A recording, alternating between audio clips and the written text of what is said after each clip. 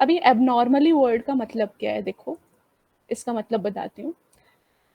तो मान लो मैंने लिखा for i in range 1 to 11, ठीक है, और फिर मैंने यहाँ पे बोला प्रिंट कर दो आई की वैल्यू। तो ये जो लूप है ये पूरा चलेगा 1 से लेके 10 तक, 11 तक नहीं 10 तक, है ना, रेंज पढ़ाया था मैंने, एक कम चलता है। तो जब तक ये पूरा खत्म नहीं होता तब तक ये एग्जिट नहीं होगा। मतलब ये सिर्फ तभी एग्जिट हो सकता है ये लूप जब इसकी कंडीशन फॉल्स हो जाए। कंडीशन का मतलब यहाँ पर क्या हुआ कि जब तक ये 10 है तब तक ये चलता रहेगा, इसको बीच में कोई इंटरप्ट नहीं कर सकता। लेकिन जैसे ही 11 हुआ, क्योंकि 11 पे इसकी कंडीशन फॉल्स हो गई, तो ये एग्जिट हो जाएगा। ठीक है, तो यूजुअली क्या होता है लूप में, जब तक आप एक कंडीशन, जब तक आप एक रेंज दे रहे हो और जब तक वो रेंज वैलिड है तब तक वो लूप चलेगा ही चलेगा, वो लूप टर्मिनेट नहीं हो सकता। मतलब एक लूप कब खत्म होता है, जब वो फॉल्स दे देता है ना। एक लूप या एक इफ कब खत्म होता है, कब नहीं चलता, जब वो फॉल्स दे देता है। ठीक है, तो ये फॉल्स कब देगा, ये 1 से 10 तक ही चलेगा, क्योंकि इसकी रेंज तो 1 से 10 तक ही है। तो जब 10 के बाद 11वें पे पहुंचेगा तो ये फॉल्स हो जाएगा। फॉल्स मतलब तब ये एग्जिट हो जाएगा। तो अगर अभी मैं इसको रन करूं तो देखो ये पूरा 1 से 10 तक चला और कोई बीच में इंटरप्शन नहीं आया। बट अब मैं यहाँ पे मैनुअली चाहती हूँ कि भाई मेरा जो कोई लूप जो चल रहा है वो मैनुअली इंटरप्ट हो, मतलब मुझे एक कंडीशन पर ही इस लूप को चलाना है और मैं चाहती हूँ जैसे ही कंडीशन ट्रू हो जाए वैसे लूप में बाहर आ जाए। फॉर एग्जाम्पल मैं इधर लिखूं, मैंने बोला अगर अगर आई की वैल्यू 5 से डिविजिबल है, ठीक है, अगर आई की वैल्यू 5 से डिविजिबल है तो ब्रेक कर दो। ब्रेक मतलब लूप से एग्जिट कर दो। और अगर ऐसा नहीं है तो प्रिंट कर दो आई की वैल्यू। अब इसका मतलब समझना क्या होगा, इसका आउटपुट क्या आएगा। सबसे पहले आई हुआ 1, क्या 1 डिविजिबल है 5 से, नहीं, 1 थोड़ी डिवाइड हो जाएगा पूरा का पूरा 5 से। तो इसका मतलब इफ चला कि एल्स चला, एल्स चला ना, क्योंकि रेंज 1 से शुरू हो रही है, 1 तो 5 से डिविजिबल होता ही नहीं है। 5 से डिविजिबल कौन कौन से नंबर होते हैं, 0, 5, 10, है ना। तो 1 इज नॉट डिविजिबल बाय 5, तो एल्स में जाएगा और पहला आउटपुट आएगा 1। अगली बार आई क्या हुआ 2, क्या 2 5 से डिविजिबल है, नहीं, एल्स में जाएगा, आउटपुट आएगा 2। फिर आई की वैल्यू होगी 3, क्या 3 5 से डिविजिबल है, नहीं, एल्स में जाएगा, आउटपुट आएगा 3। फिर 4 आएगा, 4 भी डिविजिबल नहीं है, एल्स में जाएगा, आउटपुट आएगा 4। जैसे 5 हुआ, 5 पे ये कंडीशन ट्रू हो गई, तो जैसे 5 हुआ लूप से एग्जिट हो गया। तो इसका मतलब इसका आउटपुट सिर्फ 1 2 3 4 आएगा। देख रहे हो, क्योंकि मैंने बोला जैसे 5 वैल्यू हो वैसे आप क्या करो, एग्जिट कर दो। तो जब एग्जिट ही हो गया, जब एग्जिट ही हो गया तो आगे कुछ चलेगा ही नहीं। ब्रेक का मतलब है लूप से बाहर आ जाना। तो अभी देखो लूप पूरा 10 तक चला नहीं, लेकिन मैंने उसको एबनॉर्मली टर्मिनेट करा दिया डिपेंडिंग ऑन सम कंडीशन। कि मैंने बोला अगर ये वाली कंडीशन आती है तब इस लूप को मत चलाओ, तब इस लूप से बाहर आ जाओ। ठीक है, ये समझ में आया सबको। इसका आउटपुट 1 2 3 4 कैसे आया ये समझ में आया, प्लीज चैट पे बताओ। ब्रेक समझ में आया। ब्रेक जहाँ हम वहां लगाते हैं जहां पर हमें उस लूप को टर्मिनेट करना हो, हम उस लूप को चाहते हैं कि अब वो आगे प्रोसेस ना हो। ठीक है, अब इसी तरीके से हमारा सेकेंड कीवर्ड है विच इज कंटिन्यू। कंटिन्यू का मतलब क्या होता है, इसको कॉपी कर दो।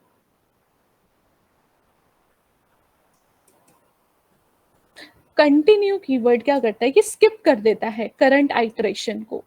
It is use to skip current iteration and move to next iteration. इसका मतलब क्या हुआ बताती हूँ। इटरेशन मतलब, इटरेशन मतलब कितनी बार ये चल रहा है। तो अगर 1 से 11 है तो इसका मतलब इसमें 10 इटरेशन है। अगर 1 से 5 है इसका मतलब इसमें 4 इटरेशन है। इटरेशन मतलब ये कितनी बार चल रहा है, समझ में आया। 1 to 5 मतलब 1 to 4, 1 to 6 मतलब 1 to 5, है ना। तो ये होती है नंबर ऑफ इटरेशन। इटरेशन मतलब कोई चीज कितनी बार चल रही है। तो कंटिन्यू का मतलब है कि करंट जो भी इटरेशन है उसको स्किप करके मूव कर दो नेक्स्ट पे। इसका मतलब क्या होता है, देखो सेम प्रोग्राम है, सेम प्रोग्राम है, और मैं अब यहाँ पर लिख रही हूँ, नहीं मैंने इसको करते हैं वापस से 11। तो बस मैं यहाँ पे ना कंटिन्यू लिख दूंगी, कंटिन्यू ब्रेक की जगह, और मैं यहाँ पे नंबर्स 21 तक ले लेती हूँ, ठीक है। इसका मतलब क्या होता है समझना, आई की वैल्यू 1 हुई, 1 पे एल्स चलेगा, आउटपुट आएगा 1, 2 पे एल्स चलेगा, आउटपुट आएगा 2, 3 पे भी एल्स चलेगा, आउटपुट आएगा 3, 4 पे भी एल्स चलेगा, आउटपुट आएगा 4, जैसे 5 हुआ। तो 5 कहते हैं जैसे ये 5 हुआ, यानी जैसे ये इफ ट्रू हुआ, कंटिन्यू मतलब आगे बढ़ जाओ, आगे बढ़ जाओ मतलब ये अभी लूप आई की वैल्यू क्या थी 5, अब आई की वैल्यू को कर दो 6। इसका मतलब क्या हुआ कि आई जो 5 है वो स्किप हो जाएगा। अब देखो इसका आउटपुट क्या आएगा, ये देखो, देखो सारे आपको नंबर्स प्रिंट होके दिख रहे हैं, बस जिस पे ये इफ कंडीशन ट्रू है ना वो कहीं नहीं आ रहा, वो प्रिंट नहीं हो रहा। देखो 5 प्रिंट नहीं हो रहा, 10 भी प्रिंट नहीं हो रहा, 15 भी प्रिंट नहीं हो रहा, और 20 भी प्रिंट नहीं हो रहा, क्योंकि ये सारे स्किप हो गए हैं। और स्किप करने के लिए हम लोग यूज करते हैं कंटिन्यू का। जैसे मैं बोलती हूँ कि अगर ये वाली कंडीशन है तो कोई काम मत करो, आगे बढ़ जाओ, ठीक है। तो मैंने यही बोला कि अगर आई 5 से डिविजिबल है तो कोई काम मत करो, कोई काम मतलब वो प्रिंट भी नहीं कर रहा, कोई काम मत करो मतलब उसे स्किप कर दो। समझ में आया ये? तो कहाँ कहाँ पर कंटिन्यू मतलब स्किप कहाँ पर हो रहा है, जहां जहां पे नंबर्स 5 से डिविजिबल है, यानी 5 स्किप होगा, 10 स्किप होगा, 15 स्किप होगा, और 20 स्किप होगा। समझ में आया?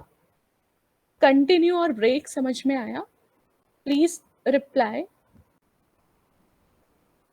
तो कंटिन्यू क्या करेगा, कंटिन्यू हमारा नेक्स्ट इटरेशन मतलब करंट को स्किप करके नेक्स्ट पे मूव करा देगा, और ब्रेक क्या करेगा, लूप से ही टर्मिनेट कर देगा, ठीक है। चलो बच्चों अब मैं आपको एक क्वेश्चन दे रही हूँ, फटाफट मुझे इसको करके दिखाओ। मुझे ना इवन नंबर प्रिंट करने हैं, ठीक है, इवन नंबर प्रिंट करने हैं 1 से लेके 10 तक, कंटिन्यू का इस्तेमाल करके। कोशिश करोगे? ट्राई करो। क्वेश्चन है, प्रिंट करो इवन या ऑड, कुछ भी, दोनों में से कुछ भी प्रिंट करो। लेट्स से मैं ऑड नंबर्स प्रिंट कराना चाहती हूँ, तो ऑड नंबर मुझे प्रिंट करना है यूजिंग कंटिन्यू, कंटिन्यू का इस्तेमाल होना चाहिए उस कोड में। एक बार कोशिश करो कैसे होगा ये, ट्राई करो, ठीक है, ट्राई करो और मुझे चैट पे बताओ कैसे आएगा। 1 से 10 तक के ऑड नंबर्स या इवन नंबर दोनों में से कोई भी एक प्रिंट कराना है, ठीक। आपका कोड हो जाए तो चैट पे डाल देना, मैं इसे भी हटा देती हूँ।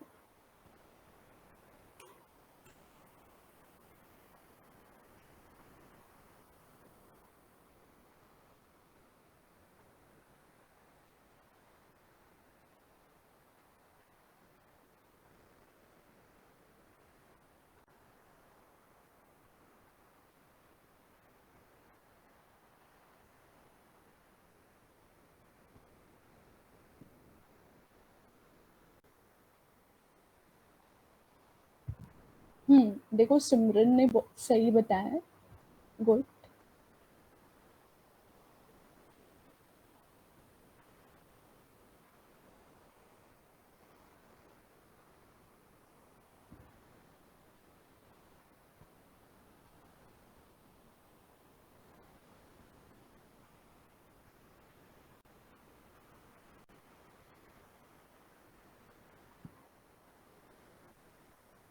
हाँ हितेश, आपका कोड भी सही है बेटा, मगर आपने ना कंटिन्यू का इस्तेमाल नहीं किया, ठीक है हितेश। तो क्वेश्चन में है कि हमें कंटिन्यू का इस्तेमाल करना है।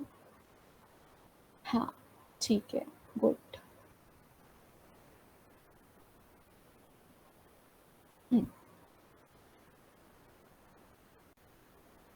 ठीक है, यस। देखो बेटा कंटिन्यू क्या करता है, स्किप करता है ना। तो जब मुझे ऑड नंबर प्रिंट करने हैं इसका मतलब मुझे इवन नंबर स्किप करने हैं। नंबर्स कैसे होते हैं, एक इवन एक ऑड, एक इवन एक ऑड, ऐसे ही तो होता है। जैसे 1 2 3 4 5 है, तो 1 इवन है 2 ऑड है, 3 इवन, सॉरी उल्टा बोल दिया, 1 ऑड है 2 इवन है, 3 ऑड है 4 इवन है, 5 ऑड है, 6 इवन है ना। तो क्या करेंगे हम लूप चलाते हैं और आई इन रेंज 1 से लेके 11 तक, और अब हम बोलेंगे अगर इवन नंबर है, इवन नंबर कौन से होते हैं, जो 2 से डिवाइड हो जाते हैं।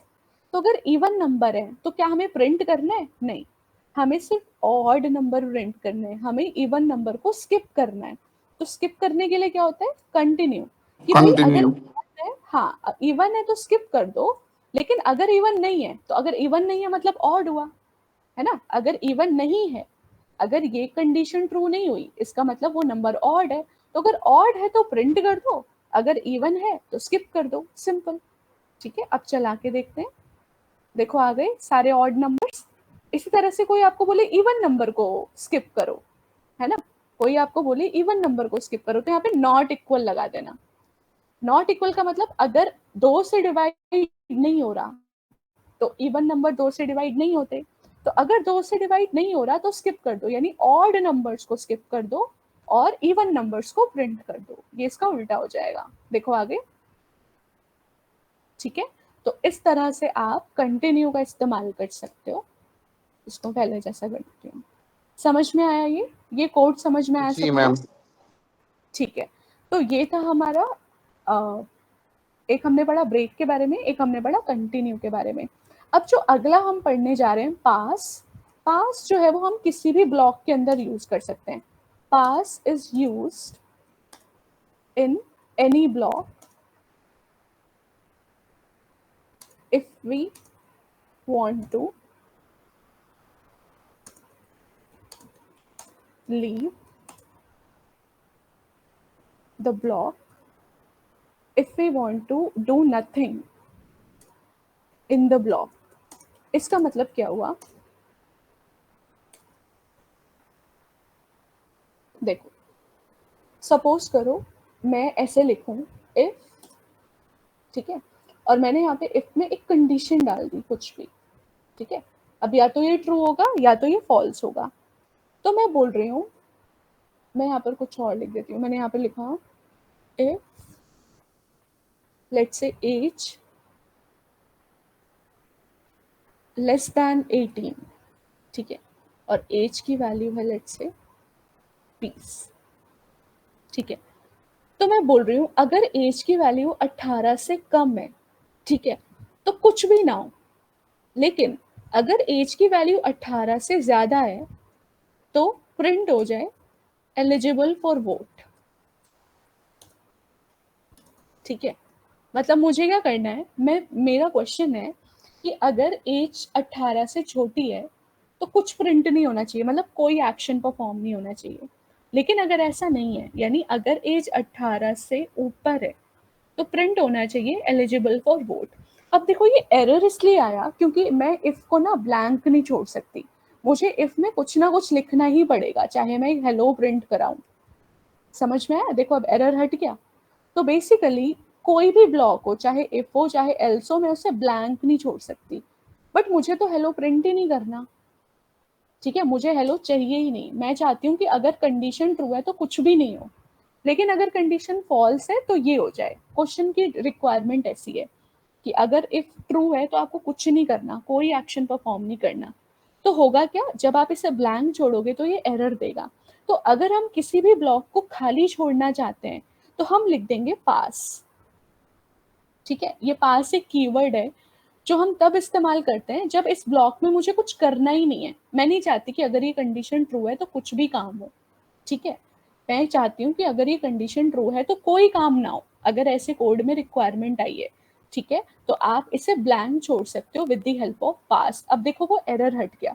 अगर आप कुछ नहीं लिखते और ऐसे ही ब्लैंक छोड़ देते तो ये कंपाइलेशन एरर है, ये सिंटेक्स एरर है, आप ऐसे ब्लैंक नहीं छोड़ सकते, इसलिए आपने लिख दिया पास। पास का मतलब क्या होता है कि आगे की स्टेटमेंट को एग्जीक्यूट करा दो, इसको छोड़ दो।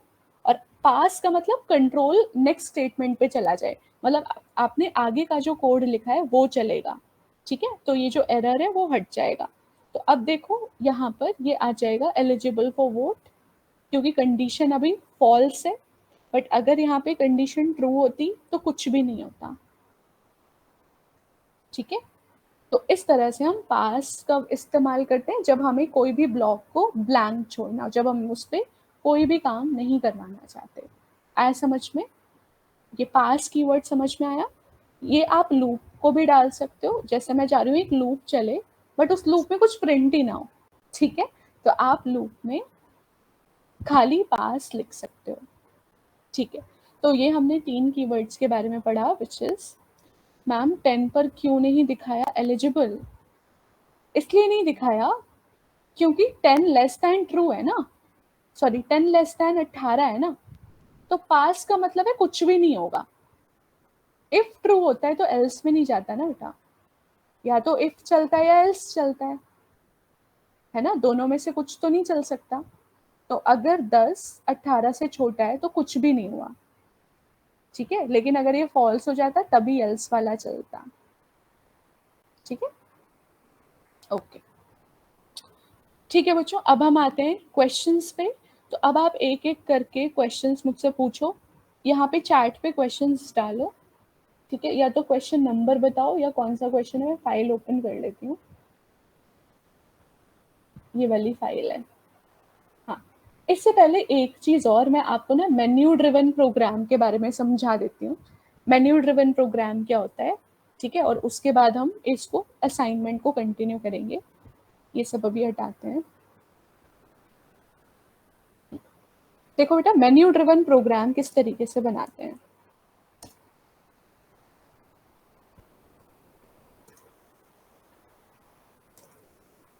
ठीक है, जैसे मान लो मैं आपको बोलूं कि भाई आप रुपी टू डॉलर, आप एक करेंसी कन्वर्टर बनाओ, ठीक है, रुपी को डॉलर में चेंज करो, डॉलर को रुपी में चेंज करो, है ना, ऐसे आप 4 ऑप्शंस दे रहे हो, तो यूजर जो है वो अब ऑप्शंस में से कुछ सेलेक्ट करेगा। तो मैं ऐसे लिख रही हूँ प्रिंट, मैं यहाँ पर लिख रही हूँ enter 1 for converting rupee to dollar. Rupee to dollar convert करने का मतलब है इनपुट है रुपी और आउटपुट आएगा डॉलर, ठीक है। जब आप एक रुपए को डॉलर में बदल रहे हो तो मतलब आपको रुपीस इनपुट में देना पड़ेगा ना, तभी तो डॉलर में कन्वर्ट होगा। तो यहाँ पर इनपुट क्या है, रुपी, यानी आप इनपुट जो यूजर से लोगे वो होगा रुपी, और जो आउटपुट आप दिखाओगे यूजर को वो होगा डॉलर। फिर मैं बोलूँ कि आप उल्टा भी कर सकते हो, आप डॉलर को रुपी में भी चेंज कर सकते हो, ठीक है। फिर मैं बोलूँ कि आप और भी करेंसी कर सकते हो, जैसे आप रुपी को दिरहम में चेंज कर सकते हो, है ना। तो ऐसे बहुत सारे आप ऐसा करेंसी कन्वर्टर बना सकते हो जिसमें आप जो भी करेंसीज डालोगे वो कन्वर्ट हो जाएगा। तो जैसे मान लो मैं रुपी को दिरहम में कन्वर्ट कर दूं, इसका फॉर्मूला होता है ना, इन सबका फॉर्मूला होता है। तो अब ये मैंने लिख दिया, ये मैंने मैसेज दे दिया यूजर को। तो जैसे मैं इस कोड को रन करूंगी, तो अब जैसे मैंने बोला 1 एंटर करो, 2 एंटर करो, 3 एंटर करो, तो उसके पास ये 3 ऑप्शंस आ गए, ठीक है। जैसे कभी हम कस्टमर केयर पे कॉल करते हैं तो वो बोलता है ना, इसके लिए 1 दबाओ, इसके लिए 2 दबाओ, है ना, होता है ना। इंग्लिश के लिए 1 करो, हिंदी के लिए 2 करो, फिर उसमें भी इंग्लिश में भी बहुत सारे ऑप्शंस आते हैं। कस्टमर केयर पे जब आप कॉल करते हो तो वो मेन्यू ड्रिवन ही है ना। तो डिपेंडिंग ऑन योर इनपुट वो आगे प्रोसीड करता है, ठीक है। तो इस तरीके से हम यहाँ भी बना रहे हैं। तो यहाँ पर अब जब हमने ये मैसेज दे दिया तो अब यूजर एक इनपुट डालेगा, या तो वो 1 डालेगा, या तो वो 2 डालेगा, या 3 डालेगा, या हो सकता है वो कुछ और अनएक्सपेक्टेड भी डाल दे, क्योंकि यूजर है वो तो कुछ भी डाल सकता है। तो मैंने बोला, मैंने यहाँ पे एक चॉइस है, उसको मैंने इनपुट ले लिया। तो चॉइस कुछ नहीं, एक वेरिएबल का नाम मैंने लिया है, तो मैंने इनपुट ले लिया। ये इनपुट में क्या आएगा, या तो यूजर ने 1 डाला होगा तो चॉइस में आ जाएगा 1, या तो यूजर ने 2 डाला होगा तो चॉइस में आ जाएगा 2, या तो उसने 3 डाला होगा तो चॉइस में आ जाएगा 3। अब डिपेंडिंग ऑन यूजर चॉइस मैं यहाँ पे काम करूंगी। तो मैं बोलूंगी इफ चॉइस इक्वल टू 1, इसका मतलब अगर चॉइस 1 है, इसका मतलब वो जो यूजर है वो चाहता है कि रुपी को डॉलर में बदले। तो आप पहले उससे इनपुट लो, जब तक वो आपको रुपी में अमाउंट नहीं देगा तब तक आप डॉलर में कैसे कन्वर्ट करोगे। तो पहले आप उसको पूछो एंटर अमाउंट इन रुपी, ठीक है। तो फिर मान लो उसने यहाँ पे अमाउंट एंटर कर दिया, ठीक है। आप यहाँ पे फ्लोट भी ले सकते हो क्योंकि मनी हम पॉइंट में भी डाल सकते हैं। ठीक है, अब हम आते हैं, अब डॉलर की वैल्यू क्या होगी। ठीक है, तो अगर हमारा 83 रुपी में डाल रही हूँ तो 83 रुपी में कितने डॉलर होंगे, आई थिंक 1 होगा। तो जो भी रुपी की वैल्यू है उसको डिवाइड कर दो। मैं अभी इसी के आसपास ही ले रहा होगा, मैं 83 मान के चल रही हूँ। ठीक है, बट थोड़ा होगा फ्लक्चुएट, बट इसके आसपास ही होगी। अभी जो वैल्यू है करंट वो इसके आसपास ही होगी, एक बार नेट पे चेक कर लेना। ठीक है, तो मैं बोल रही हूँ कि जो भी रुपी की वैल्यू है उसको अगर आप 83 से डिवाइड करोगे तो वो डॉलर के इक्विवेलेंट जो है वो आ जाएगा। ठीक है, और अब हम यहाँ पे प्रिंट करा लेते हैं, dollar equivalent is of given amount is, message दिया और प्रिंट करा दिया डॉलर को। ठीक है, बस इतना ही है। अब अगर कोई डॉलर को रुपी में बदल रहा है तो आप उसको क्या पूछोगे, आप उसको पूछोगे डॉलर में एंटर करो। तो अब आप बोलोगे एलिफ। ठीक है, यानी अगर चॉइस 1 है तब तो ये काम हो, लेकिन अगर चॉइस 2 है तब हम क्या बोलेंगे उसको, तब हम बोलेंगे कि आप डॉलर में अमाउंट एंटर करो। ये वेरिएबल का नाम आप कुछ भी रख सकते हो। ठीक है, मैंने बस उसके लिए किया है ताकि क्लैरिटी हो। और रुपये की वैल्यू क्या आ जाएगी, डॉलर मल्टीप्लाई बाय 83। ठीक, और यहाँ पर आ जाएगा rupee equivalent to given amount is rupee. ठीक है, फिर इस तरीके से थर्ड है, फोर्थ है, इस तरह से आप कोई भी ऑप्शन यहाँ पर ले सकते हो। और आखिरी में आप एल्स डाल सकते हो। ठीक है, अभी प्रोग्राम थोड़ा बड़ा हो जाएगा, मैं अभी इसको हटा रही हूँ। ठीक है, जैसे ये 2 हैं वैसे ही 10 भी हो जाएंगे, है ना, या 4 भी हो जाएंगे, जितने भी चॉइसेस आप लेना चाहो यहाँ पे। अगर ऐसा नहीं है, ठीक है, मैम हर बार एलिफ लगाना पड़ेगा उसके लिए? हाँ, एलिफ इसलिए लगा रहे हैं क्योंकि एक बार में एक ही चॉइस एंटर करेगा ना वो। हमें चॉइस 3 चाहिए तो फिर दोबारा एलिफ, फिर चॉइस 3। हाँ, एग्जैक्टली। ठीक है, इस तरह से आप कितने भी चॉइसेस इधर डाल सकते हो। और एल्स मैं यहाँ पर क्यों लिख रही हूँ, एल्स में मैंने लिख दिया इनवैलिड चॉइस। ये इसलिए लिखा क्योंकि अगर मान लो यूजर ने डाल दिया 100, अब 100 पे तो मैंने कुछ बनाया ही नहीं है, मैंने तो सिर्फ 1 पे बनाया और 2 पे बनाया। ठीक है, तो अगर मैंने 100 डाल दिया, अगर किसी ने गलती से 100 डाल दिया तो उसको मैसेज आ जाएगा इनवैलिड चॉइस। ठीक है, चला के देखते हैं इसको। तो पहले मैं पहला ऑप्शन लेती हूँ कि मेरे को रुपये को डॉलर में चेंज करना है। तो अगर 100 रुपए हैं तो 100 रुपए में 1 पॉइंट समथिंग कुछ डॉलर बनेगा। ठीक है, फिर आते हैं दोबारा से इसको रन करते हैं, दूसरा वाला केस देखते हैं। तो 2 डॉलर को रुपये में चेंज करना है, तो अगर $2 लिया तो $2 में 166 रुपीज आ जाएंगे। ठीक है, अब अगर मैंने यहाँ पर डाल दिया गलत इनपुट, मतलब मैंने तो सिर्फ 1 पे और 2 पे अपना कोड बनाया, बट किसी ने डाल दिया 77, ठीक है, तो उसको आ जाएगा इनवैलिड चॉइस। मतलब आपने जो चॉइस डाली है वो इनवैलिड है, आप इनमें से ही कोई एक चॉइस डालिए। समझ में आया मेन्यू ड्रिवन प्रोग्राम? मैंने अभी 2 ही चॉइसेस डाली हैं, आप यहाँ पे मल्टीपल डाल सकते हो। जैसे अब आपको और भी करेंसी कन्वर्ट करानी है तो इस तरह से आप यहाँ पे कर सकते हो। समझ में आया ये प्रोग्राम? कोई डाउट है किसी को तो पूछ लो। Okay, please reply everyone. समझ में आया तो हाँ बोलो, नहीं समझ में आया तो फिर बताओ जी क्या मैम आ चीज़ नहीं गया। समझ में आई। ठीक है, अब आपका ये टास्क है कि आपको इसको ना कंप्लीट करना है। मतलब मैंने से यहाँ पे सिर्फ 2 ऑप्शंस दिए हैं, आपको यहाँ पर एटलीस्ट 6 ऑप्शंस करने हैं। 2 ऑप्शंस तो मैंने कर दिए, ऐड 4 मोर ऑप्शंस। जैसे येन को रुपी में चेंज कर लिया है ना, बहुत सारी करेंसीज होती हैं, तो आप कोई भी करेंसी को किसी भी करेंसी में कन्वर्ट कर सकते हो।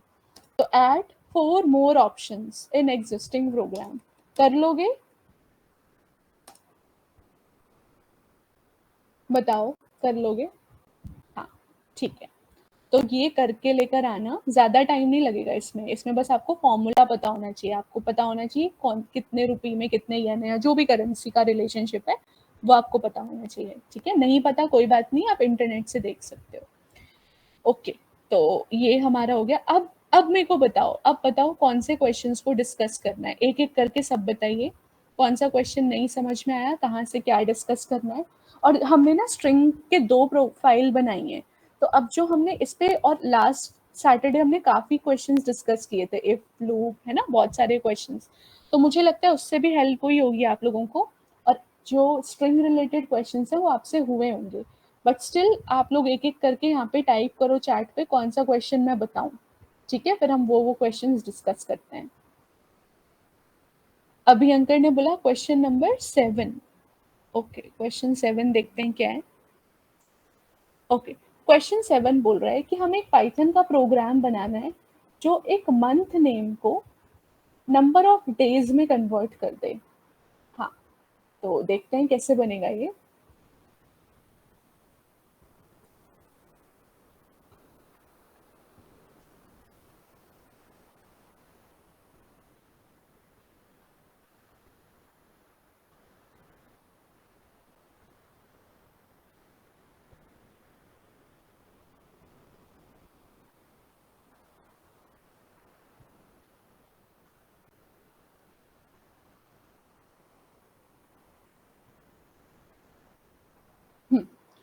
तो मंथ नेम को नंबर ऑफ डेज में कन्वर्ट करना है। तो देखो हमारे पास नंबर ऑफ डेज में ना 3 ऑप्शन है। देखो फेब्रुअरी एक्सेप्शन है, क्योंकि फेब्रुअरी में या तो 28 डेज होंगे या 29। उसके अलावा जितने मंथ्स हैं एक्सेप्ट फेब्रुअरी, या तो नंबर ऑफ डेज 30 होते हैं या नंबर ऑफ डेज 31 होते हैं। तो हम ना अलग अलग लिस्ट बना लेते हैं। तो हम पहले बना लेते हैं एक लिस्ट जो जिसमें 31 डेज है, ठीक है। तो मैं यहाँ पर लिख सकती हूँ लिस्ट 31। लिस्ट 31 मतलब मैं उन मंथ्स की लिस्ट बना रही हूँ जिसमें 31 डेज है। तो कौन कौन से मंथ्स हैं वो, जनवरी, फेब्रुअरी नहीं होता, मार्च होता है, अप्रैल नहीं होता, मई होता है, जून नहीं होता, जुलाई, ठीक है, अगस्त, सितंबर नहीं होता, अक्टूबर होता है, फिर नवंबर नहीं होता, दिसंबर होता है। सब एक बार ये चेक कर लेना है ना, मे बी मैंने कुछ मिस ना कर दिया हो। तो मैंने बोला लिस्ट 39, फिर मैंने बोला लिस्ट 28।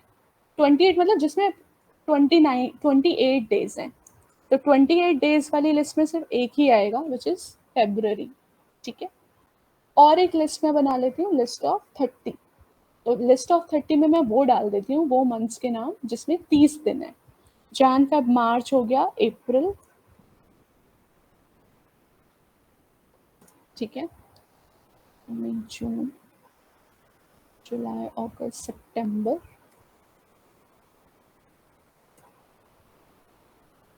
फिर अक्टूबर, फिर है नवंबर, ठीक है।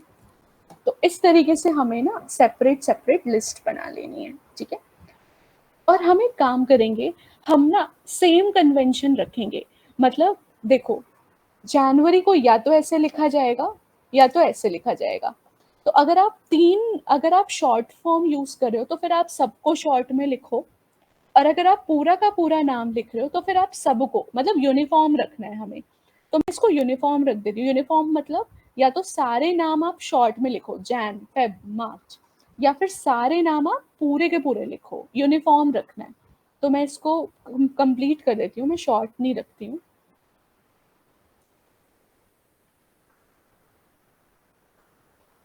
ठीक है।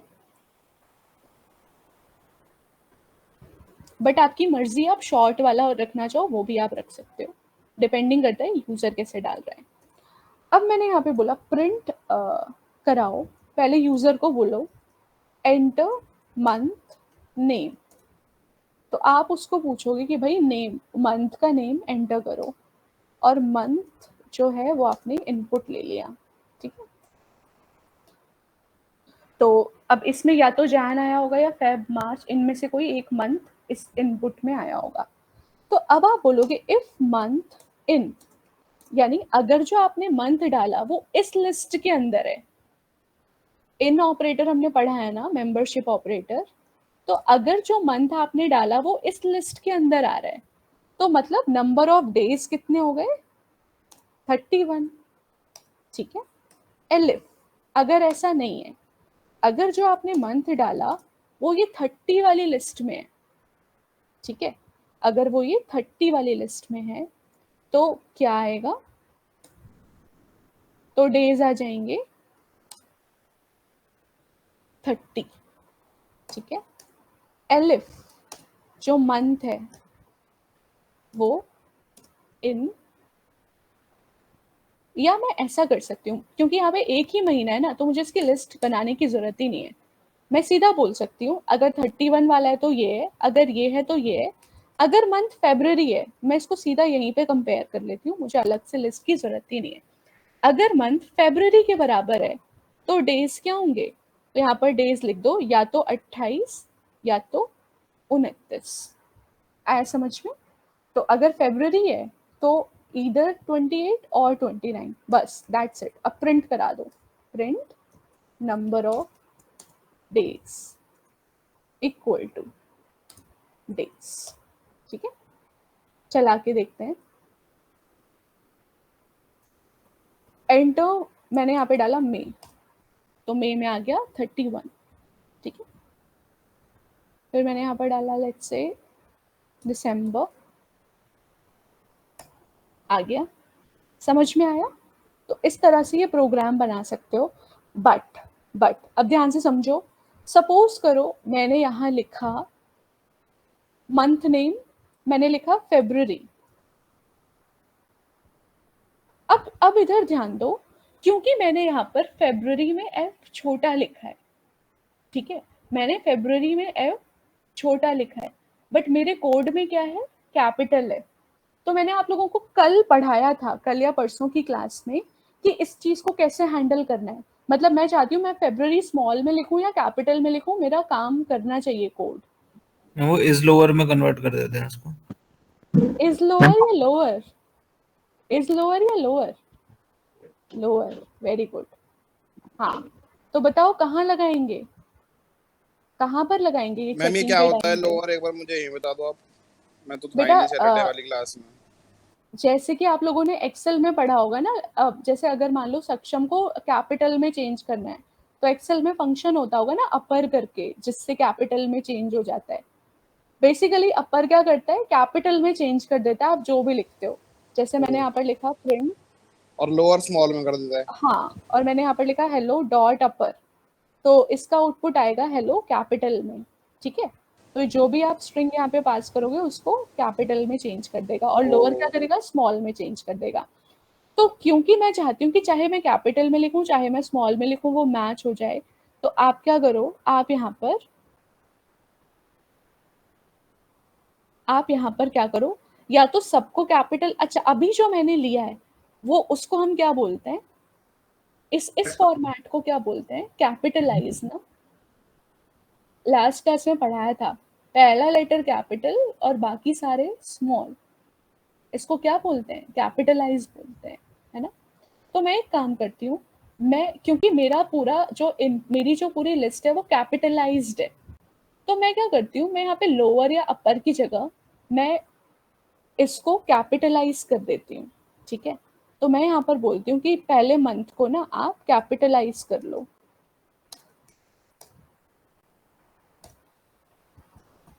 कैपिटलाइज का मतलब क्या हुआ कि मैंने कैसे भी लिखा होगा वो इसे इस फॉर्मेट में कन्वर्ट कर देगा।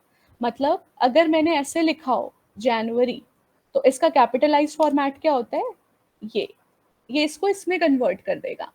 अपर में और लोअर में क्यों नहीं बदला मैंने, क्योंकि जो मेरा इनपुट है वो मैंने इस तरह से लिया हुआ है, मेरा जो इनपुट है वो कैपिटलाइज है, तो मैं कैपिटलाइज के बाद चेक करूंगी। ये समझ में है मैंने लोअर अपर क्यों नहीं किया, क्योंकि जो मेरा इनपुट है वो ना तो लोअर में है ना तो मेरा इनपुट अपर में है। मतलब जिस पे मैं मैच करा रही हूँ ना तो वो लोअर है, जिस पे मैं मैच करा रही हूँ ना तो वो अपर है, तो वो है क्या, मेरा कैपिटलाइज है, इसलिए मैंने उसको कैपिटलाइज कर दिया कि आप जो भी इनपुट डालो वो कैपिटलाइज हो और फिर वो मैच हो। अब हम करके देखते हैं कि अब ये काम कर रहा है या नहीं। तो अब मैंने मंथ में डाला फेब्रुअरी, स्मॉल में डाला, आ गया, ठीक है। और वो देखो जो हेलो था वो कैपिटल में चेंज हो गया। समझ में आया ये कि मैंने अपर या लोअर क्यों नहीं किया, मैंने कैपिटलाइज ही क्यों किया, क्योंकि मेरा इनपुट कैपिटलाइज में ही है। अगर मैं लोअर लिख दूंगी तो फिर मेरे को सबको स्मॉल में लिखना पड़ेगा, जनवरी को, फरवरी को, इसलिए मैंने यहाँ पे कैपिटलाइज का इस्तेमाल किया है। ये वाला कोड समझ में आया? मैंने पहले क्या करा, चेक करने से पहले, इफ कंडीशन से पहले, चेक करने से पहले ही मैंने उसे कन्वर्ट कर दिया इनपुट को, कि भाई यूजर कैसा भी इनपुट डाले वो इस तरीके से आए। अच्छा, अब क्या होगा, अगर यहाँ पर आप आखिरी में एक वो भी लिख सकते हो कि अगर ऐसा नहीं है, मतलब अगर हमने मंथ जो है वो कुछ और डाल दिया, ABCD डाल दिया, तो एक एरर मैसेज आ जाए, या आ जाए प्लीज एंटर वैलिड मंथ। ये वाला क्वेश्चन समझ में आया? अब नेक्स्ट क्वेश्चन पूछो, अगर ये वाला आ गया तो। ये वाला अगर क्वेश्चन आ गया तो अब नेक्स्ट क्वेश्चन पूछो जो आपसे नहीं हुआ।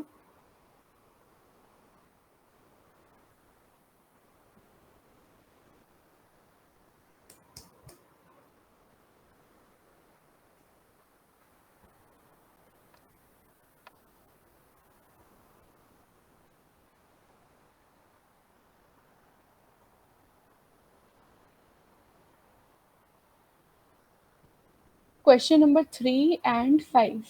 अच्छा,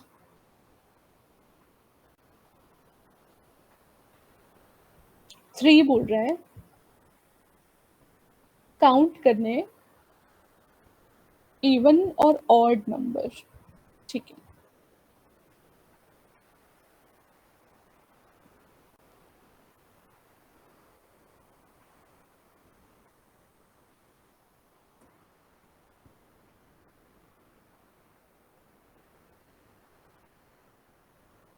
इवन और ऑड हमें काउंट करने कि एक सीरीज में इवन कितने और ऑड कितने। ठीक है, तो मान लो मैंने यहाँ पर लिखा फॉर आई इन रेंज 5 से लेके 16 तक। ठीक है, तो मुझे यहाँ पे बेसिकली काउंट करना है इवन कितने और ऑड कितने। अगर मैं यहाँ पर ऐसे कंडीशन लिखूं कि अगर आई 2 से डिविजिबल है तो मतलब वो नंबर मेरा इवन है ना। तो अगर मैंने यहाँ पर प्रिंट कराया इवन नंबर को, तो आउटपुट दे देगा ये इस रेंज में जितने भी इवन नंबर आ रहे हैं वो। बट मुझे आउटपुट ये नहीं चाहिए, मुझे आउटपुट चाहिए 5। 5 क्यों? क्योंकि कितने हैं ये, 1 2 3 4 5, तो मेरा आउटपुट आना चाहिए 5। तो मैं एक काम करती हूँ, मैं यहाँ पे एक वेरिएबल ले लेती हूँ काउंट इवन, जो शुरू में 0 है। एक और वेरिएबल ले लेती हूँ काउंट ऑड, जो शुरू में 0। मतलब मुझे नहीं पता इवन कितने और ऑड कितने, बट मुझे ये पता है कि अगर ये इफ ट्रू होगा तो जो नंबर है वो इवन होगा, तो मैं इस काउंट को बढ़ा दूंगी। ठीक है, मतलब जब जब मेरा ये वाला इफ ट्रू होगा वैसे मैं इवन का काउंटर बढ़ाती जाऊंगी, क्योंकि ये तो कंडीशन तभी ट्रू होगी ना जब आपके इवन नंबर्स होंगे। और अगर ऐसा नहीं है तो मतलब आपका नंबर ऑड है, तो आप ऑड का काउंटर बढ़ा दो। आया समझ में? अगर मेरा इवन नंबर है, अब हमें नंबर नहीं प्रिंट करने, ये नहीं बोल रहा है कि इवन नंबर या ऑड नंबर प्रिंट करो, ये बोल रहा है काउंट करके बताओ कितने। तो काउंट मैंने कैसे किया, पहले मुझे नहीं पता कि कौन सी चीज कितनी है, तो मैंने शुरू में एज्यूम कर लिया कि 0 है। जैसे जैसे ये वाला इफ ट्रू होगा वैसे वैसे एक एक बढ़ता जाएगा। फॉर एग्जाम्पल ये 3 नंबर्स के लिए ट्रू हुआ, तो 3 बार बढ़ा तो आउटपुट आ गया 3। इसी तरीके से काउंट ऑड को भी हम जोड़ देंगे जब एल्स आएगा, तो क्योंकि अगर ये वाली कंडीशन नहीं चलेगी तो एल्स चलेगा। दैट्स इट, बस इतना करना था। अब हम प्रिंट करा देते हैं दोनों को, even count is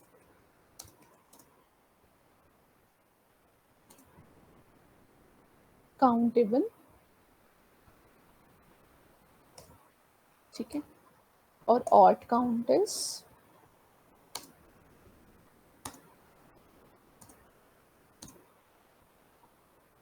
count odd.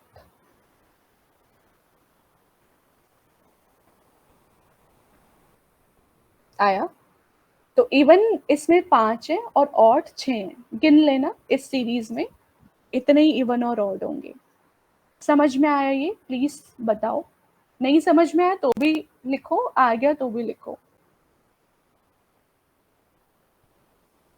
Ma'am but अगर हमें इसमें n नंबर ऑफ आउटपुट चाहिए तो, n नंबर ऑफ आउटपुट का मतलब बेटा n की वैल्यू यूजर से लेनी है, ऐसा कह रहे हो? अच्छा, तो बेटा इसको यूजर डिफाइंड बना देते हैं। क्या करते हैं यहाँ पे, जैसे मैंने अभी यहाँ पे रेंज जो है वो 5 से लेके 16 तक ली है। अब मेरे को इसको कस्टमाइज करना है, मतलब ये यूजर डाले, है ना। तो मैं एक काम करती हूँ, मैं शुरुआत में या कहीं मैं यूजर से इनपुट ले लेती हूँ। तो मैं बोलती हूँ एंटर स्टार्टिंग नंबर या एंटर स्टार्टिंग रेंज। इसे मैंने एक एस वेरिएबल में ले लिया, है ना। तो यूजर इनपुट है तो यूजर से ही पूछ लो कि शुरुआत कहाँ पे करनी है और खत्म कहाँ पे करना है, और इस फिर उसको पूछो एंडिंग रेंज कहाँ है। तो एंडिंग रेंज मान लो आपने ई वेरिएबल में ले लिया। तो अब आप लूप चला दो स्टार्टिंग से लेके एंडिंग तक। अब क्योंकि ये एक कम चलता है तो आप एंडिंग +1 लिख दो, क्योंकि अगर एंडिंग आपने 100 डाली तो ये 99 तक ही चलेगा, है ना। तो एक ज्यादा डाल दो ताकि ई तक चले। बस अब करके देख लेते हैं हम ये काम कर रहा है कि नहीं। तो मैंने स्टार्टिंग बोला 1, एंडिंग बोला 5। तो 1 से 5 के बीच में ऑड 3 हुए और इवन हो गए 2। इवन 2 ही हुए ना, 2 and 4। और ऑड कितने हो गए, 1 3 5। आया समझ में। जी तो ये मैम, डायनामिक हो गया, है ना। इसमें यूजर अपनी मर्जी से कुछ भी डाल देगा, उसका इवन ये और सही है वैसे, डायनामिक सही। हाँ बिल्कुल ऐसा भी हम कर सकते हैं। ठीक है, समझ में आया ये। और अगर ये आ गया तो अब नेक्स्ट क्वेश्चन पूछिए। काव्या ने बोला n इनपुट द नंबर। हाँ बेटा आप ऐसा भी कर सकते हो। ठीक है, अब आदर्श ने पूछा है शायद क्वेश्चन नंबर 5। हाँ 5 क्वेश्चन देखते हैं कौन सा है। Check whether a number is prime और नॉट। बहुत अच्छा क्वेश्चन है, ध्यान से समझना है इसको।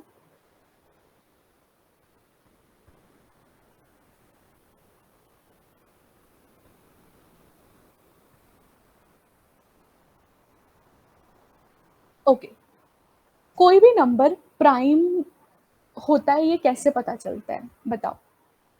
कोई भी नंबर हमें कैसे पता चलता है प्राइम है या नहीं। अभी कंप्यूटर भूल जाओ, मैथमेटिक्स में प्राइम नंबर क्या होते हैं। हम इसके दो फैक्टर होते हैं, 1 और खुद के टेबल में आता है। खुद से डिवाइड होता है। ओनली, है ना। ओनली, ओनली वर्ड लगाना जरूरी है क्योंकि सारे ही नंबर 1 से डिवाइड होते हैं और सारे ही नंबर खुद से डिवाइड होते हैं। तो प्राइम नंबर का मतलब सिर्फ और सिर्फ 1 से डिवाइड हो और खुद से डिवाइड हो। फॉर एग्जाम्पल, हाँ फॉर एग्जाम्पल 13। तो 13 सिर्फ 1 से डिवाइड होता है और खुद से डिवाइड होता है और किसी से। मैम 7। हाँ 7 5, ये सारे हमारे हुए प्राइम नंबर। ठीक है, या फिर आप बोल सकते हो जिसके सिर्फ 2 ही फैक्टर्स हैं, मतलब जिससे सिर्फ 2 ही नंबर्स डिवाइड कर सकते हैं। कौन, एक तो 1 और एक खुद का, है ना। एक 1 डिवाइड कर सकता है और एक वो नंबर खुद ही अपने आप को डिवाइड कर सकता मैम जितने भी सारे ऑड है सारे नंबर होंगे फिर है। वो। नहीं ऑड नहीं बेटा, प्राइम नंबर अलग है, ऑड नंबर अलग है। जैसे देखो, जैसे कि हमारा एक नंबर है 15। 15 ऑड है, बट क्या 15 प्राइम है? नहीं, 15 तो 5 से भी डिवाइड हो रहा है, 15 तो 3 से भी डिवाइड हो रहा हाँ है ना।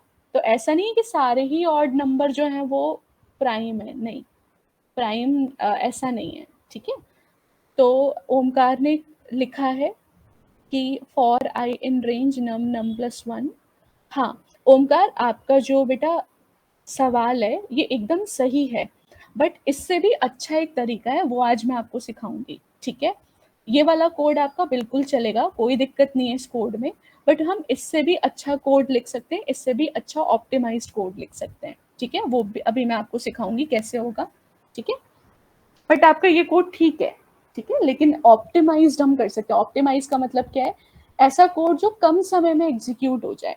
तो हम हमेशा जो देखो, पहले अभी आपका जो गोल है वो होना चाहिए प्रॉब्लम सॉल्विंग। ठीक है, अभी आप लोग बिगिनर हो, है ना। तो अभी अगर आपने इस तरह का प्रॉब्लम इस तरह से सॉल्व किया है, वेरी गुड। ठीक है, अब आगे नेक्स्ट स्टेप होता है कि अब जो मैंने ये बनाया, क्या ये इससे अच्छा बन सकता है। अच्छा इन द सेंस, अच्छे का मतलब ये नहीं कि हम कम लाइन में लिख दें, नहीं, अच्छा वो नहीं होता। अच्छा कोड ये नहीं है कि आप 10 लाइन के कोड को 2 लाइन में डाल दो, दैट इज नॉट अच्छा कोड। अच्छे कोड का मतलब होता है जो कम टाइम में चले। जैसे कोई कोड अगर 100 बार आइटरेट करके आपको आउटपुट बता रहा है और कोई कोड अगर आपको 2 इटरेशन में ही आउटपुट बता रहा है, तो 100 बार चेक करके आउटपुट बताने वाला कोड अच्छा है या 2 बार चेक करके आउटपुट बताने वाला कोड अच्छा है? ऑब्वियसली 2 बार चेक करके बताने वाला कोड अच्छा है ना? That is called optimization. तो ये आप धीरे धीरे सीखेंगे, ठीक है, धीरे धीरे आएगा आप लोगों को खुद ही किस तरह से करना है। बहुत सारी चीजें जिसे हम ऑप्टिमाइज कर सकते हैं। देखो चार्ट पे सब लोग ओमकार का कोड देखो एक बार। तो उसने बोला, सबसे पहले हम ये समझते हैं कि प्राइम नंबर क्या है।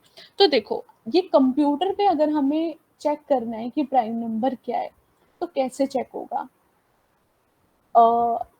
बेसिकली आप क्या करो, एक नंबर है अगर 6, मुझे चेक करना है ये 6 प्राइम है या नहीं, तो मैं इसे पहले 1 से डिवाइड करूंगी, 2 से डिवाइड करूंगी, 3 से करूंगी, 4 से करूंगी, 5 से करूंगी और खुद 6 से करूंगी, ठीक है। अब अगर इस नंबर के 2 ही फैक्टर हुए, यानी ये नंबर अगर 2 ही बार डिवाइड हुआ, चलो ये 7 ले लेते हैं, ठीक है, तो 7 जो है वो 2 बार ही डिवाइड हो रहा होगा, एक 1 पे, है ना। मान लो ये आई की वैल्यू है, आई की वैल्यू अगर नंबर 7 है तो आप उसको चेक करोगे 1 से, 2 से, 3 से, 4 से, 5 से, 6 से, 7 से, ठीक है। तो अगर अब इसके फैक्टर जो होंगे वो 2 ही बनेंगे। 2 फैक्टर क्यों? क्योंकि 1 से 7 डिवाइड हो जाएगा और 7 खुद से डिवाइड हो जाएगा, लेकिन और 7 इनमें से किसी भी नंबर से डिवाइड नहीं होगा। तो प्राइम नंबर वही होता है ना जिसके 2 ही फैक्टर हो, एक 1 से वो डिवाइड हो और एक वो खुद से डिवाइड हो, है ना। एक वो 1 से डिवाइड हो रहा हो और एक इटसेल्फ से डिवाइड हो रहा हो, तो ये 2 ही बन सकते हैं फैक्टर। तो हम बोलेंगे आखिरी में कि अगर 2 फैक्टर हैं तो मतलब नंबर प्राइम है, अदरवाइज नंबर प्राइम नहीं है। बट मैं इससे भी अच्छी अप्रोच आपको बताती हूँ, वो क्या होती है। देखो इधर इनके प्रोग्राम में देखो, जो ओमकार ने कोड बनाया, मैं इसको एक बार रन करती हूँ, ठीक है। देखो ये यही प्रोग्राम है जो मैंने यहाँ पर लिखा है कि हम क्या कर रहे हैं, हमने एक नंबर यूजर से लिया, मान लो यूजर ने डाला 7, हम रेंज बना रहे हैं 1 से लेके उस नंबर तक, है ना। क्योंकि अगर 7 है तो 7 के फैक्टर 1 से 7 के बीच में ही होंगे। आप फैक्टर्स को ही तो चेक करोगे प्राइम है या नहीं, कैसे पता चलेगा? आप डिवाइड ही तो करोगे। अगर आपको 13 को चेक करना है तो आप 1 से लेके 13 के बीच में ही तो चेक करोगे। सिमिलरली अगर आपको 24 को चेक करना है तो आप 1 से लेके 24 तक ही तो चेक करोगे। तो हम लूप चला रहे हैं 1 से लेके उस नंबर तक। फॉर एग्जाम्पल नंबर की वैल्यू 7 है तो ये लूप चलेगा 1 से लेके 7 तक। अब हम बोल रहे हैं अगर वो नंबर इस आई में से किसी से भी डिवाइड हो गया तो इस s को बढ़ा दो। s मतलब ये काउंट लिया है, जो ये काउंट कर रहा है कि नंबर ऑफ फैक्टर कितने हैं। तो अगर 2 बार डिवाइड हुआ है तो s की वैल्यू हो जाएगी 2, है ना। एक बार ये 1 के लिए ट्रू होगा, है ना, क्योंकि 1 7 को डिवाइड कर देगा, और एक बार ये 7 के लिए ट्रू होगा, ये 7 इसको डिवाइड कर देगा 7 को, और कुछ नहीं होगा। आखिरी में इसने बोला कि अगर s की वैल्यू 2 है, यानी अगर एग्जैक्टली 2 ही फैक्टर बने तो ही नंबर प्राइम है, नहीं तो नहीं है। फॉर एग्जाम्पल अगर मैं नंबर लूँ 8, तो 8 के बहुत सारे फैक्टर बन जाएंगे। 8 के फैक्टर बन जाएंगे 1 भी, 2 भी, 4 भी और खुद 8 भी। तो क्या 4 2 के बराबर है? नहीं। एल्स में जाएगा और प्रिंट कर देगा it is not a prime number. समझ में आई ये वाली अप्रोच? हम इसको इस्तेमाल नहीं करेंगे, बट एज अ बिगिनर पहले आप इसको समझ लो। बताओ ये समझ में आया? अगर 8 को चेक करना है तो हम 1 2 से 8 क्यों तक का लिखा? लूप चलाओ। हाँ बोलो। हम 2 क्यों लिखा इक्वल्स टू में? s equals to 2। क्योंकि बेटा 2 ही फैक्टर होते हैं ना प्राइम नंबर के। अगर 13 प्राइम नंबर है तो 13 के 2 ही फैक्टर निकलेंगे ना, एक 1 और एक 13 खुद, है ना। तो यस। अगर प्राइम नंबर की पहचान है उसके 2 ही फैक्टर बन सकते हैं, इसलिए 2 लिखा है। 2 मतलब 2 ही बनेंगे। लेकिन अगर 14 है तो 14 के 2 से ज्यादा बनेंगे, एक बनेगा 1, एक बनेगा 2, एक बनेगा 7, एक बनेगा 14 खुद। तो अगर 2 से ज्यादा फैक्टर किसी के बन गए तो वो प्राइम नहीं है, और अगर एग्जैक्टली 2 ही फैक्टर बने किसी के तो वो प्राइम है। ये कॉन्सेप्ट समझ में आया? यस। ठीक है, आप सब प्लीज चैट पे टाइप करके बताओ ये वाला प्रोग्राम आया समझ में? एस क्या है? काउंटर है एक तरीके से, जैसे हम काउंट वेरिएबल नहीं ले लेते वैसे ये काउंट करते जा रहा है कि कितनी बार डिवाइड हो रहा है, कितने फैक्टर बन रहे हैं, ये फैक्टर को काउंट कर रहा है। तो अगर 2 ही बार डिवाइड हुआ इसका मतलब वो प्राइम है, लेकिन अगर 2 से ज्यादा बार डिवाइड हो गया इसका मतलब वो प्राइम नहीं है। बताओ ये समझ में आया? मैम एक बारी फिर से समझाना। ठीक है गामिनी, मुझे एक बात बताओ, अगर मैंने एक नंबर लिखा 12 और आपको ये चेक करना है ये प्राइम है या नहीं, तो आप पहले 1 से डिविजिबिलिटी चेक करो, फिर 2 से चेक करो, 3 से चेक करो, 4 से चेक करो, मतलब आप 1 से 12 तक चेक करते जाओ कि वो नंबर कितनी बार डिवाइड हो रहा है। तो अगर अगर 12 प्राइम है तो वो 2 ही बार डिवाइड हुआ होगा, एक बार 1 से और एक बार खुद से। ठीक है, तो मैं क्या कर रही हूँ, मैं 1 से लेके 12 तक, अगर नम की वैल्यू 12 है तो मैं 1 से लेके 12 तक लूप चला रही हूँ, और मैं अपने नंबर को यानी 12 को पहले चेक कर रही हूँ 1 से, फिर मैं 12 को चेक कर रही हूँ 2 से, फिर मैं 12 को चेक कर रही हूँ 3 से, और जितनी बार ये डिवाइड हो रहा है एस की वैल्यू बढ़ती जा रही है। तो 12 में एस की वैल्यू क्या आ जाएगी, देखो 12 एक बार 2 से डिवाइड होगा, 3 से होगा, 4 से होगा, 6 से होगा और खुद 12 से होगा, यानी एस की वैल्यू 12 के केस में आ जाएगी 5। मैं इसको ना आपको करके दिखाती हूँ, एक सेकेंड रुको। मैं यहाँ पे ना आखिरी में एस की वैल्यू प्रिंट कर लेती हूँ, प्रिंट। मैम आप अपने वाले से बता दो एक बार। हाँ हाँ बता रही हूँ, एक बार पहले ये वाला क्लियर कर देती हूँ। देखो, तो एस की वैल्यू क्या है, एस मैं यहाँ पे दिखाती हूँ आपको। अगर मैंने नंबर डाला 13 तो एस की वैल्यू 2 है, क्यों, क्योंकि 2 ही बार वो डिवाइड हुआ है, एक बार 1 से और एक बार 13 से। बट अगर मैं यहाँ पर कुछ और डाल दूं, मैं यहाँ पर डाल दूं 12, तो देखो 12 में एस की वैल्यू आई 6, क्योंकि 6 फैक्टर बने इसके, 1 2 3 6 12 4, है ना। तो ये सारे 6 फैक्टर्स बन गए, तो इसने बोला ये प्राइम नंबर नहीं है। गामिनी समझ में आया अब? ठीक है मैम, हम एंड अप्रोच यूज कर सकते हैं? नहीं बेटा, एंड की यहाँ पे जरूरत ही नहीं है। एंड होता है जब हमें मल्टीपल कंडीशंस पे काम करना है, हम यहाँ पे हमारी कोई मल्टीपल कंडीशन ही नहीं है, इसलिए हम एंड का इस्तेमाल नहीं करेंगे। ठीक है, यहाँ पे एक ही कंडीशन है। चलो अब मैं अपनी अप्रोच बताती हूँ, जो बहुत शायद समझने में, लेकिन देखते हैं इसको, ठीक है, बट ये सबसे ऑप्टिमाइज्ड वे है अब जो मैं आपको बताने जा रही हूँ। देखो अभी क्या हो रहा था, आप अगर मान लो नम की वैल्यू 100 है तो लूप 1 से 100 तक चल रहा था, है ना। यानी पहले मैं 100 बार लूप चलाऊंगी तब मुझे पता चलेगा मेरा नंबर प्राइम है या नहीं। ये तो अच्छी बात नहीं है ना। सिमिलरली अगर मेरा नंबर होता है इतना बड़ा तो ये लूप इतनी बड़ी बार चलता नहीं, और फिर मुझे पता चलता है कि मेरा नंबर प्राइम है या नहीं। ये समझ में आया? अगर जी मैम। आपका नंबर बड़ा है तो उतनी ही बार लूप चलेगा और उतनी ही बार चेक होगा, तो क्या फायदा, मतलब ये प्रोग्राम छोटे नंबर के लिए अच्छा है बट बड़े नंबर के लिए अच्छा नहीं है, ऑप्टिमाइज नहीं है। तो मैं क्या करती हूँ, मैं इसको शॉर्ट करती हूँ। शॉर्ट ये होता है, जैसे एक नंबर है 100, तो मैं बोलती हूँ नंबर को चेक करना शुरू करो 2 से। जब आप डिवाइड करने को ही चेक कर रहे हो तो आप 2 से शुरू करो। 1 से मैं क्यों नहीं करी, क्योंकि 1 से सारे ही नंबर डिवाइड हो जाते हैं, है ना। क्या कोई ऐसा नंबर है जो 1 से डिवाइड नहीं होता? 1 से तो सारे ही नंबर डिवाइड हो जाते हैं, तो 1 से क्यों चेक करना। तो मैं मेरे नंबर को चेक करूंगी 2 से लेके 100 तक नहीं, 100 का मैं स्क्वायर रूट निकालूंगी। ठीक है, कोई भी नंबर है उसका आप स्क्वायर रूट निकालोगे। स्क्वायर रूट क्यों निकालूंगी मैं, क्योंकि मैथमेटिकल फॉर्मूला है। क्या फॉर्मूला है बताती हूँ। कोई भी नंबर आपको दिया है, आप उसके स्क्वायर रूट निकालो पहले। तो 100 का स्क्वायर रूट होता है 10, ठीक है। 10 होगा, यस। हाँ, अब ये बोलता है, जो रूल है वो ये कहता है अगर आपका नंबर 2 से लेके उसके स्क्वायर रूट तक अगर किसी से डिवाइड नहीं हुआ तो वो आगे भी डिवाइड नहीं होगा। फॉर एग्जाम्पल अगर एक नंबर है 101, मैम 200 का 20 होगा ना? हाँ 200 का 20, हाँ नहीं एक बार ट्राई कर लेना, आई थिंक नहीं एक बार देख लेना, है ना, एक बार देख लेना इसको कैसे होगा। तो हाँ, और कभी कभी पॉइंट में भी आ जाए तो हम पॉइंट वाला पार्ट रिमूव करेंगे, है ना, क्योंकि पॉइंट में तो कैलकुलेशन नहीं होगी, लूप जो है वो पॉइंट में तो चलेगा नहीं, है ना। जैसे अगर मान लो 105 का स्क्वायर रूट निकाल रही हूँ तो ये तो पॉइंट में आएगा, है ना। अब पॉइंट में तो लूप चलता नहीं है, लूप ऐसे नहीं चलता ना 2 से लेके 4.5 तक। लूप जो है वो इंटीजर होता है, पॉइंट में नहीं होता। तो अब हम इसको भी हैंडल करेंगे। करना क्या है, कोई भी नंबर है उसका स्क्वायर रूट निकाल लो, उसका स्क्वायर रूट आया। अब आप 2 से लेके उसके स्क्वायर रूट तक चेक करो, यानी अगर इसका स्क्वायर रूट आया 10 तो पहले 2 से चेक करो क्या 2 पे डिवाइड हो रहा है 105, नहीं, फिर 3 पे चेक करो, 4 पे करो, 5 पे करो, 6 पे करो, 7 पे करो, 8 पे करो, 9 पे करो, 10 पे करो। 10 तक भी अगर ये डिवाइड नहीं हुआ ना किसी से तो ये आगे भी डिवाइड नहीं होगा, ये मैथमेटिकल रूल है।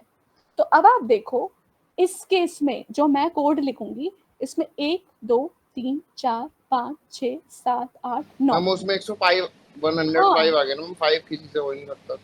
हाँ, तो पहले अप्रोच के हिसाब से मेरा लूप 105 बार चलता, फिर मुझे पता चलता वो इवन है या सॉरी वो प्राइम है या नहीं है, इस अप्रोच से। लेकिन अब जो मैं अप्रोच लगाऊंगी उसमें मुझे 9 आइट्रेशन में ही पता चल गया। देखो कितना फर्क है, एक में 9 में आपको पता चल रहा है और एक केस में आपको 100 बार लूप चला के पता चल रहा है। तो ये 9 वाला ज्यादा अच्छा है एज कम्पेयर टू 100। ये समझ में आया? अभी इसका कोड क्या होगा वो मैं लिखूंगी, बट प्रॉब्लम समझ आई? क्या करो, आप एक नंबर का स्क्वायर रूट निकाल लो। कैसे निकालोगे वो अभी हम देखेंगे। आप एक नंबर का स्क्वायर रूट निकाल लो और 2 से लेके स्क्वायर रूट तक ही चेक करो। अगर वो नंबर डिवाइड नहीं हुआ उस पर्टिकुलर रेंज में तो वो नंबर आगे भी किसी से डिवाइड नहीं होगा। तो जब वो किसी से डिवाइड नहीं होगा तो वो प्राइम हुआ ना। अगर 13 है, वो 1 और 13 को छोड़ के किसी से भी डिवाइड नहीं हो रहा तो वो प्राइम है। अगर 17 1 और 17 को छोड़ के किसी से भी डिवाइड नहीं हो रहा, 2 से लेके 16 तक में किसी से डिवाइड नहीं हो रहा तो वो प्राइम हो गया। आया समझ में ये अप्रोच? मैं 1 को चेक नहीं करूंगी और मैं खुद को भी चेक नहीं करूंगी। क्यों? क्योंकि मुझे पता है कि 1 से और खुद से तो नंबर हो ही जाएंगे, वो तो यूनिवर्सल ट्रूथ है। सारे ही नंबर्स 1 से डिवाइड हो जाते हैं, सारे ही नंबर्स खुद से डिवाइड हो जाते हैं, तो उनको चेक क्यों करना है? तो आप कहाँ से कहाँ तक चेक करो? 2 से लेके नम -1 तक, ठीक है। और इस केस में 2 से लेके स्क्वायर रूट तक। स्क्वायर रूट से क्या होगा? नंबर ऑफ इटरेशंस कम हो जाएंगे। बताओ ये अप्रोच पहले बताओ, समझ में आई? Yes ma'am. कोड कैसे करना है वो अभी बात की बात है। Please type everyone. कैसे होगा? 2 से चेक करेंगे, 3 से स्क्वायर रूट तक ही चेक करेंगे, ठीक है। अब देखो किस तरह से कर सकते हैं इस कोड को। हाँ, तो वापस आते हैं अपने VS कोड में। ये हट, ठीक है। तो यहाँ पर हम क्या करते हैं, हम यूजर से एक नंबर इनपुट करा लेते हैं। तो हम लिखते हैं num equal to int input enter a number, और हम इसका स्क्वायर रूट भी निकाल लेते हैं, ठीक है। तो स्क्वायर रूट के लिए ना हमारे पास एक लाइब्रेरी होती है मैथ पाइथन में, जिसमें मैंने आप लोगों को एक फ्लोर सील पहले कुछ दिन पहले पढ़ाया था। तो वो भी हमारे मैथ के फंक्शन थे, math dot floor, math dot seal, ठीक है। तो स्क्वायर रूट निकालने के लिए हम लोग मैथ का फंक्शन यूज करेंगे। तो मैं यहाँ पर एक एस वेरिएबल ले लेती हूँ जिसमें मैं स्क्वायर रूट को स्टोर करूंगी। तो मैं बोलूंगी कि भाई स्क्वायर रूट निकाल दो इस नंबर का, ठीक है। और मैं अभी प्रिंट करा के देखती हूँ कि क्या स्क्वायर रूट प्रिंट हो रहा है, जो भी मैं नंबर डाल रही हूँ क्या उसका स्क्वायर रूट प्रिंट हो रहा है। तो मैंने नंबर डाला 100, तो उसका स्क्वायर रूट आ गया 10। मैम तो ये इंपोर्ट मैथ लिखना जरूरी है इससे पहले? जरूरी है बेटा, क्योंकि अगर नहीं लिखेंगे ना तो ये बोलेगा कि math.sqrt is not defined, error आ जाएगा, इसलिए लिखना जरूरी है। ओके ठीक है। अब और भी मैं देख लेती हूँ। अगर मैंने यहाँ पर डाला 105 तो इसका भी ये आंसर है। बट अब प्रॉब्लम क्या है कि पॉइंट में नहीं चाहिए मुझे, क्योंकि पॉइंट में लूप नहीं चलता। लूप 10 से लेके 10.5 लूप पॉइंट पे वर्क नहीं करता। तो मैं चाहती हूँ पॉइंट वाला नंबर ना आए, तो इसके लिए मेरे पास एक फंक्शन होता है ISQRT। आई का मतलब है इंटीजर। तो ISQRT क्या करता है, जो आपको स्क्वायर रूट देगा ना वो इंटीजर में देगा। देखो अब मैंने अगर यहाँ डाला 10 या 100 तो देखो 10 आया, इंटीजर में आया। फर्क समझ में आया दोनों में? ये पॉइंट में आंसर देता है बट ये पॉइंट में आंसर नहीं देगा, ठीक है। तो कोई भी स्क्वायर रूट अगर आपको इंटीजर फॉर्मेट में चाहिए, जैसे मुझे यहाँ पे इंटीजर फॉर्मेट चाहिए क्योंकि मैं 10.5 तक लूप नहीं चला सकती, मैं लूप सिर्फ 10 तक ही चला सकती हूँ। तो मैंने यहाँ पर एक फंक्शन का इस्तेमाल किया ISQRT। SQRT स्क्वायर रूट निकालता है पॉइंट में और ISQRT आपको स्क्वायर रूट निकाल के देता है इंटीजर में, ठीक है। यहाँ तक समझ में आया? प्लीज बताइए। स्क्वायर रूट निकालने वाले प्रोसेस तक आया समझ में?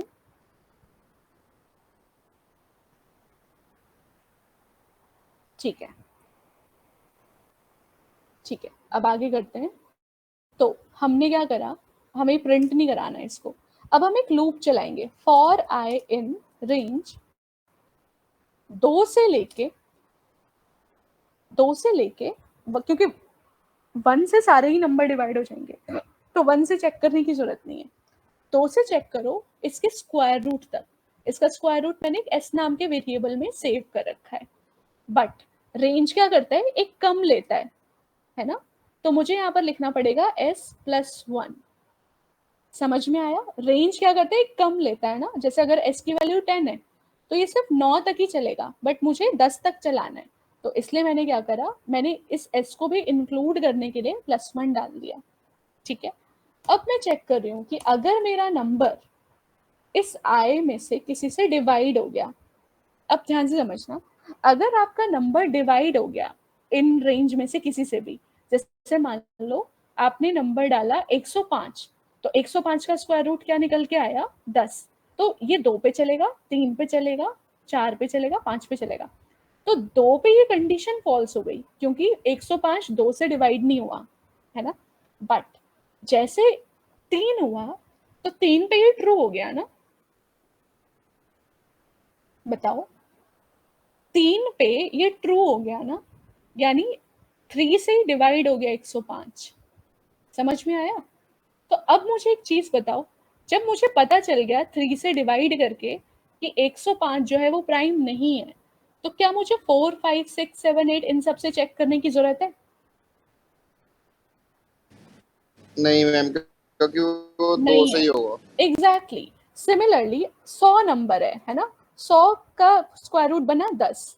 तो जब मेरे को 2 से ही डिवाइड करने पे पता चल गया, क्योंकि देखो 100 2 से ही डिवाइड हो जाता है ना, 100 तो 2 से ही डिवाइड हो जाएगा, तो आपको 3 से चेक करने की क्यों जरूरत है, 4 से चेक करने की क्यों जरूरत है, जब मैम आपको इसमें पहले ही क्या, पता चल गया। हाँ मैम इसमें फिर क्या? ब्रेक यूज करेंगे क्या वो?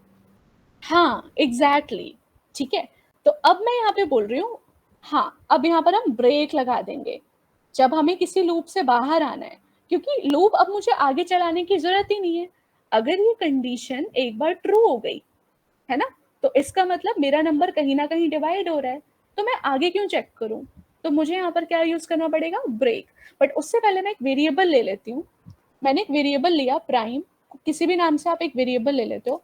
आप ये मान रहे हो कि भाई वो प्राइम है, ये आपका एजम्पशन है, आपने बोला प्राइम ट्रू है। लेकिन अगर ये कंडीशन ट्रू हो गई तो क्या प्राइम की वैल्यू ट्रू रहेगी या फॉल्स हो जाएगी? प्राइम ट्रू मतलब प्राइम है, प्राइम फॉल्स मतलब प्राइम नहीं है। तो अगर ये ट्रू हो गया तो मतलब प्राइम नहीं है ना। ये समझ में आया?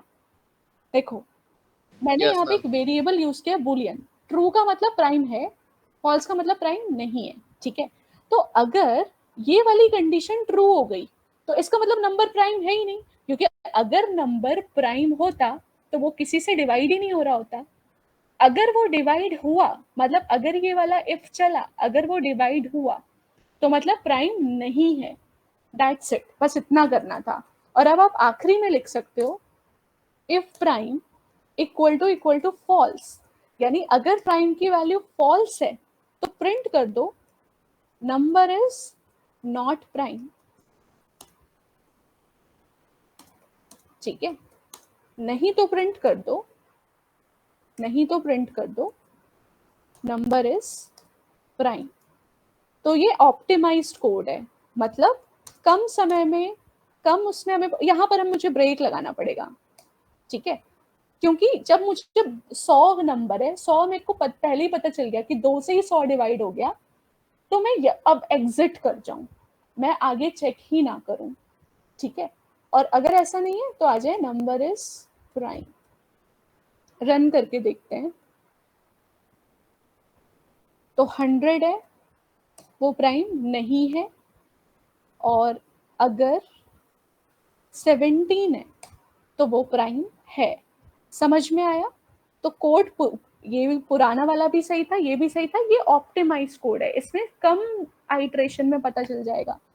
समझ में आया? और अगर पहले ही पता चल गया तो आगे पूरा लूप ही नहीं चलेगा, ठीक है? जैसे अगर 160 है तो 160 का स्क्वायर रूट हमने निकाल लिया, बट 160 तो 2 से ही डिवाइड हो गया, तो 3, 4, 5 आगे कुछ भी चेक नहीं होगा। अब मुझे बताओ, ये समझ में आया? प्राइम फॉल्स क्यों लिखा है? दानिश, एक वेरिएबल लिया है प्राइम, उसकी जगह आप कुछ भी वेरिएबल का नाम रख सकते हो। फॉल्स का मतलब नहीं है, ट्रू का मतलब है। तो जब ये इफ ट्रू हो गया तो प्राइम नहीं रहा ना, जब मैम डिवाइड ही हो गया तो फॉल्स हो गया ना प्राइम। थोड़ा थोड़ा आया समझ? अच्छा, क्या नहीं आया बताओ, शुरू से बताती हूँ, आप बताओ मेरे क्या को भी नहीं आया। मैम थोड़ा सा, एक तो ये समझ नहीं आया कि आपने ये नंबर i इक्वल्स टू 0 से डिविजिबल क्यों करवाया है इसको, मतलब बेटा 0 क्यों करवाया? हाँ बताती हूँ। नहीं, 0 से डिविजिबल नहीं करवाया, कोई भी नंबर, ये रिमाइंडर है बेटा, रिमाइंडर है। तो मान लो, अच्छा, रिमाइंडर 0 हाँ, आना चाहिए। रिमाइंडर 0 आ रहा है, मतलब प्रॉपर डिविजिबल है ना? जैसे नम है मान लो 100 और आई है 2, है ना? नम में है मान लो 100 और आई में है 2, है ना? तो अभी अगर 2 से डिवाइड हो गया, है ना, तो क्या आगे चेक करने की जरूरत है? ये तो 2 से डिवाइड हो गया ना, 0 का हाँ। मतलब रिमाइंडर 0 आना चाहिए। तो जब ये 2 से डिवाइड हो गया 100, तो मतलब वो प्राइम रहा ही नहीं। इसी तरह से मतलब अगर मेरा नंबर खुद को और 1 को छोड़ के बीच में किसी से भी डिवाइड हो गया तो वो प्राइम नहीं रहा ना, अच्छा, हाँ है ये ना? तो है। जैसे 13 है, 1 और 13 को छोड़ दो, 13 के बीच में, 13 अगर एक नंबर है तो 1 और 13 के बीच में जो नंबर है, यानी 2 से लेके 12 तक, तो 2 से 12 तक में अगर 13 किसी से डिवाइड नहीं हो तो वो आगे भी नहीं होगा। तो डिविजिबिलिटी आप चेक करोगे ना 2 से 12 तक।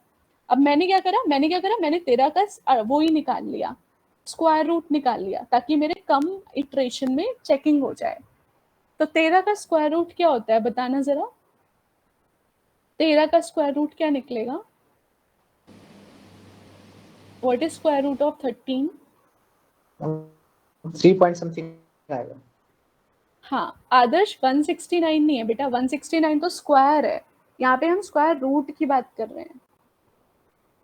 3 पॉइंट समथिंग आएगा। यस मैम, हाँ 3 मेरे को भी लग रहा था 3 तो हाँ, 3 पॉइंट समथिंग आएगा विच इज 3। तो इसका मतलब या तो 2 पे चेक होगा या 3 पे चेक होगा। तो अब 13 ना तो 2 से डिवाइड हो रहा है, ना तो 13 3 से डिवाइड हो रहा है, तो इसका मतलब 13 प्राइम है ही नहीं। 2 ही आइटरेशन में पता चल गया। आया तो समझ में? मैम पता कैसे लगा कि है? तो अगर है मतलब प्राइम है कि नहीं है। अगर प्राइम अगर है। अगर डिविजिबल हो गया तो ये फॉल्स होगा, लेकिन अगर प्राइम की वैल्यू फॉल्स हुई नहीं, मतलब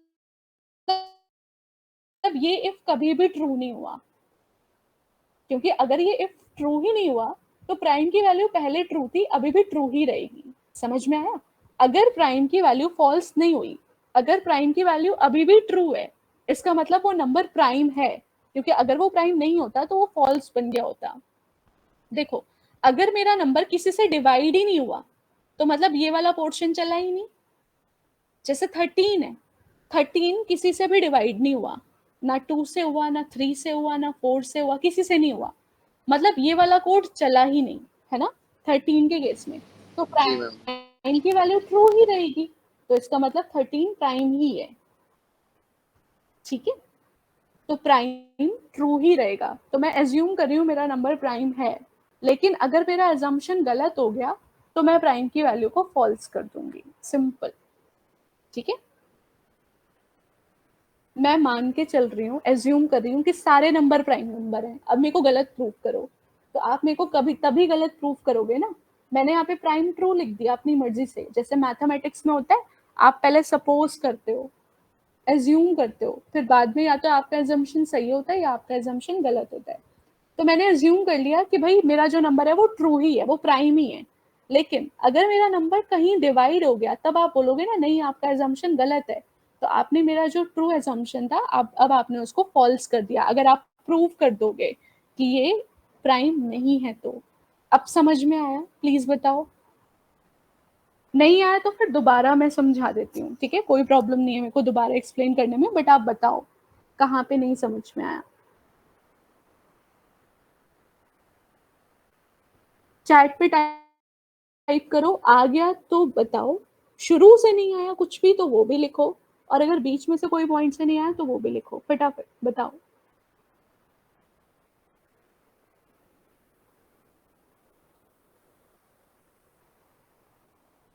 सब लोग प्लीज, सब, मैं चाहूंगी कि सब लोग बताएं जो भी क्लासेस अटेंड कर रहे हैं।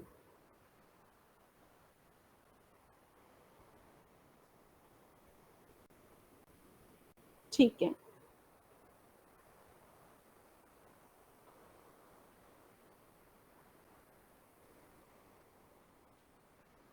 ओके। और एक और चीज बच्चे, यहाँ पे जैसे हमारे अभी जब मैं क्लास लेती हूँ तो मैक्स 30 से ऊपर स्ट्रेंथ नहीं जाती ना, मतलब ऐसे जैसे अभी 22 स्टूडेंट्स हैं, तो हमारे ग्रुप में मैं देख रही हूँ कि 60 अबव स्टूडेंट्स हैं, 60 अबव स्टूडेंट्स। तो ये क्या चक्कर है पता है किसी को, जो लोग इंस्टीट्यूट जाते हैं, मतलब 60 स्टूडेंट्स हैं, 60 के अराउंड स्टूडेंट्स हैं, बट आता कोई नहीं है, ऐसा क्यों है? मतलब इनका 50% भी नहीं आ रहे हैं। किसी को पता है इसके बारे में, इतने सारे बच्चे कैसे हुए और फिर वो आ क्यों नहीं रहे? Does anyone have information about this?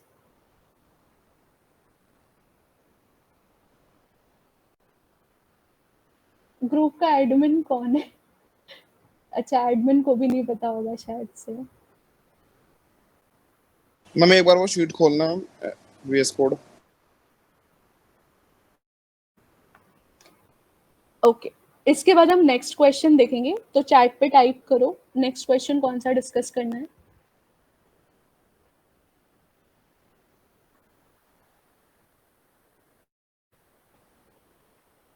जिन बच्चों ने प्रैक्टिस करी है और नहीं हुए सवाल, वो लोग टाइप करो फटाफट।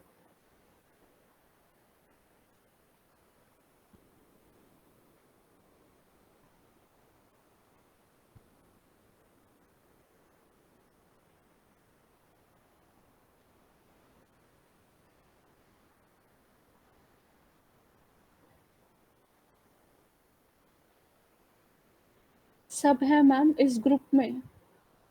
अच्छा, क्वेश्चन 15 में क्या करना है? क्वेश्चन 15, क्वेश्चन 16, 16, 17, एक काम करते हैं, आप सब लोग 22 बच्चे हो ना, सब लोग एक एक क्वेश्चन लिखो। क्वेश्चन नंबर 1 एक बच्चा, क्वेश्चन नंबर 2 दूसरा बच्चा, क्वेश्चन नंबर 3 तीसरा बच्चा, ठीक है? तो in this way Saba ma'am will solve every question. ठीक है, चलो बताती हूँ क्या है। क्वेश्चन 15 में क्या करना है, 15 में क्या करना है बताती हूँ। हाँ देखो, 15 में बता देती हूँ क्या होता है। एल्स ब्लॉक पे हमें एक मैसेज करना है, डन। देखो हमने इफ के साथ एल्स पढ़ा है ना, ऐसे ही फॉर में भी एल्स होता है। मैं इसे कमेंट कर देती हूँ, इतना इसका यूज नहीं है, बट फिर भी आप समझ लो। तो मैं चाहती हूँ कि जैसे मेरा लूप खत्म हो ना, वैसे मुझे पता चले कि मेरा मेरा लूप खत्म हुआ है कि नहीं। फॉर एग्जाम्पल, अगर मैंने यहाँ पे एक लूप चलाया 1 से लेके 5 तक, और मैं यहाँ पे प्रिंट कर रही हूँ आई की वैल्यू, अगर मैं i+2 कर दूं तो आउटपुट क्या आएगा? हर एक में 2 जुड़ जाएगा। अगर मैं i+2 प्रिंट कराऊं तो आउटपुट क्या आएगा? आउटपुट आएगा 3, है ना, क्योंकि 1 में 2 जोड़ दो आउटपुट आया 3, फिर 2 में 2 जोड़ दो आउटपुट आया 4। ये समझ में आया? अगर जी मैम। i प्रिंट हो रहा है तो 1 2 3 4 आएगा, और अगर i+2 प्रिंट हो रहा है तो 3, है ना, हर नंबर में 2 2 जोड़ के प्रिंट कर देगा। यहाँ पे ना फॉर के बाद एल्स होता है। ये क्यों होता है? नोटिफाई करने के लिए कि भाई अगर हमारा लूप चल रहा है तो हमें पता चल जाए ये लूप खत्म हो गया। तो यहाँ पे मैं कुछ भी लिख सकती हूँ। तो फॉर के बाद आप एल्स लिख सकते हो, आप वाइल के बाद भी एल्स लिख सकते हो। वो कब चलेगा? जब आपका लूप खत्म हो जाएगा। तो जब आपका लूप खत्म हो जाएगा ना, तो ये एक मैसेज आ जाएगा। बस यही होता है क्वेश्चन नंबर 15 में, इतना ही है कि जैसे लूप खत्म हो, आप चाहते हो एक मैसेज प्रिंट हो जाए या कोई काम हो जाए, तो वो आप एल्स में डाल सकते हो। तो after completion of loop else will execute, ऐसे होगा। After completion of loop else will execute, ठीक है? बस इतना ही होता है, इसमें ज्यादा कुछ नहीं है।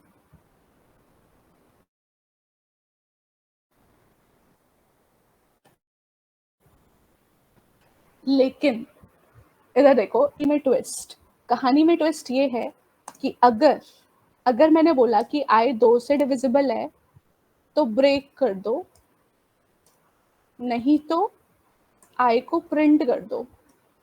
अब बताओ क्या आउटपुट आएगा? सब लोग इसका क्वेश्चन रिप्लाई करो मेरे को, इस क्वेश्चन का आउटपुट क्या आएगा जल्दी। अभी इसको, इस डन वाले को कंसिडर मत करो, ठीक है, इसे अभी छोड़ दो। इसका आउटपुट क्या आएगा? खाली इतने वाले पोर्शन का आउटपुट क्या आएगा? 16 बता दूं? कंफ्यूजिंग है? हाँ हाँ बताती हूँ दीपक, मैं मजाक कर रही थी, अभी मैं सारे क्वेश्चंस बताऊंगी। पहले ये वाला बताओ, इसका आउटपुट क्या आएगा? 3 5 3 5। अच्छा पक्का 3 5 ही आएगा? क्वेश्चन ये है बेटा, ये वाला जल्दी बताओ सब, अभी तो कराए हमने ब्रेक, 1 सेकेंड लगना चाहिए इसे सॉल्व करने में सबको। 1 ही आएगा, वेरी गुड, 1 आंसर है ना, क्योंकि 2 पे तो ब्रेक हो जाएगा। अब देखो, अब अगर ये लूप एबनॉर्मली टर्मिनेट हुआ है तो क्वेश्चन है तब क्या एल्स चलेगा? So the answer is no, ठीक है। तो फॉर, अगर आप किसी लूप को एबनॉर्मली टर्मिनेट करते हो ब्रेक की मदद से, तब एल्स वाला पार्ट नहीं चलता। लेकिन अगर कोई लूप पूरा खुद से चल के बंद होता है तब एल्स वाला पार्ट चलता है। समझ में आया? अगर लूप खुद से पूरा चल के एग्जिट हुआ है तभी एल्स में जो लिखा है वो चलेगा। लेकिन अगर आपने लूप को मैनुअली बंद किया है, मैनुअली आपने उसको ब्रेक किया है, तो एल्स में आपने ये जो लिखा है ना डन, ये नहीं चलता। आया समझ में? तो फॉर के साथ एल्स तभी चलेगा जब फॉर का लूप पूरा खत्म होगा, लेकिन अगर आपने उस लूप को बीच में बंद किया होगा तब एल्स का मैसेज नहीं आएगा। Got it?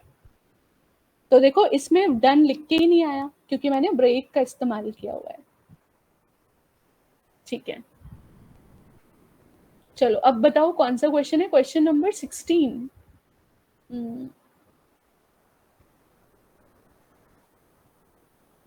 Question number 16, okay. Ma'am, हाँ मैम प्लीज, जो आप लिखवाते हो ना, मतलब जैसे जो आप टाइप कर रहे हो, आप तो कर रहे हो बट हम नहीं करके देख रहे हो उस चीज को। मतलब आप हमें साथ साथ करवा लिया करो, थोड़ा सही रहेगा। अच्छा, मतलब आप लोग भी साथ साथ। बेटा एक्चुअली यहाँ पे ना स्क्रीन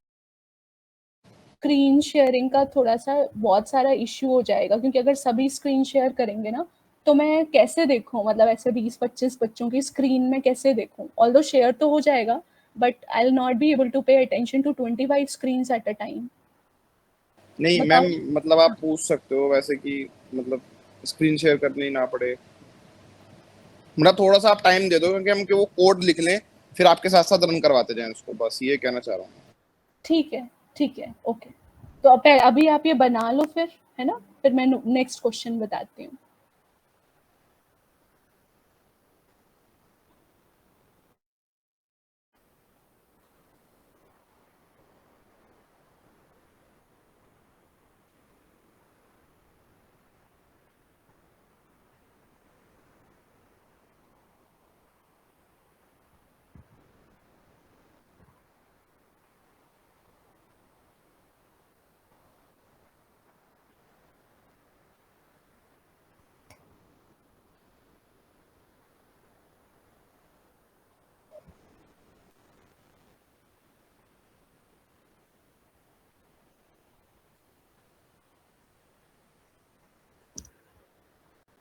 जो ये वाला क्वेश्चन था ना, उसमें ये नहीं है।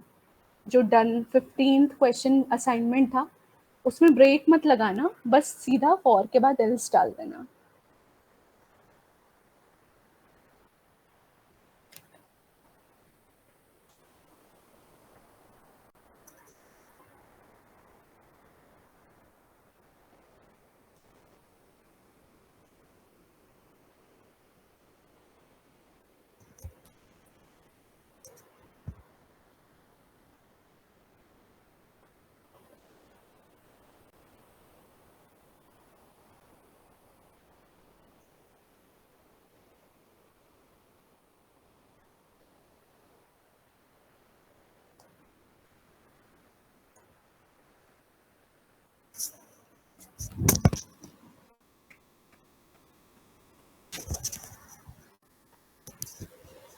ओके, हो गया ये वाला, सबका हो गया, यस मैम, हो गया। ठीक है। 16 वाला क्वेश्चन क्या था? Fibonacci series up to 10 terms. हाँ, बहुत अच्छा क्वेश्चन है ये, बताती हूँ क्या होता है फिबोनाची सीरीज।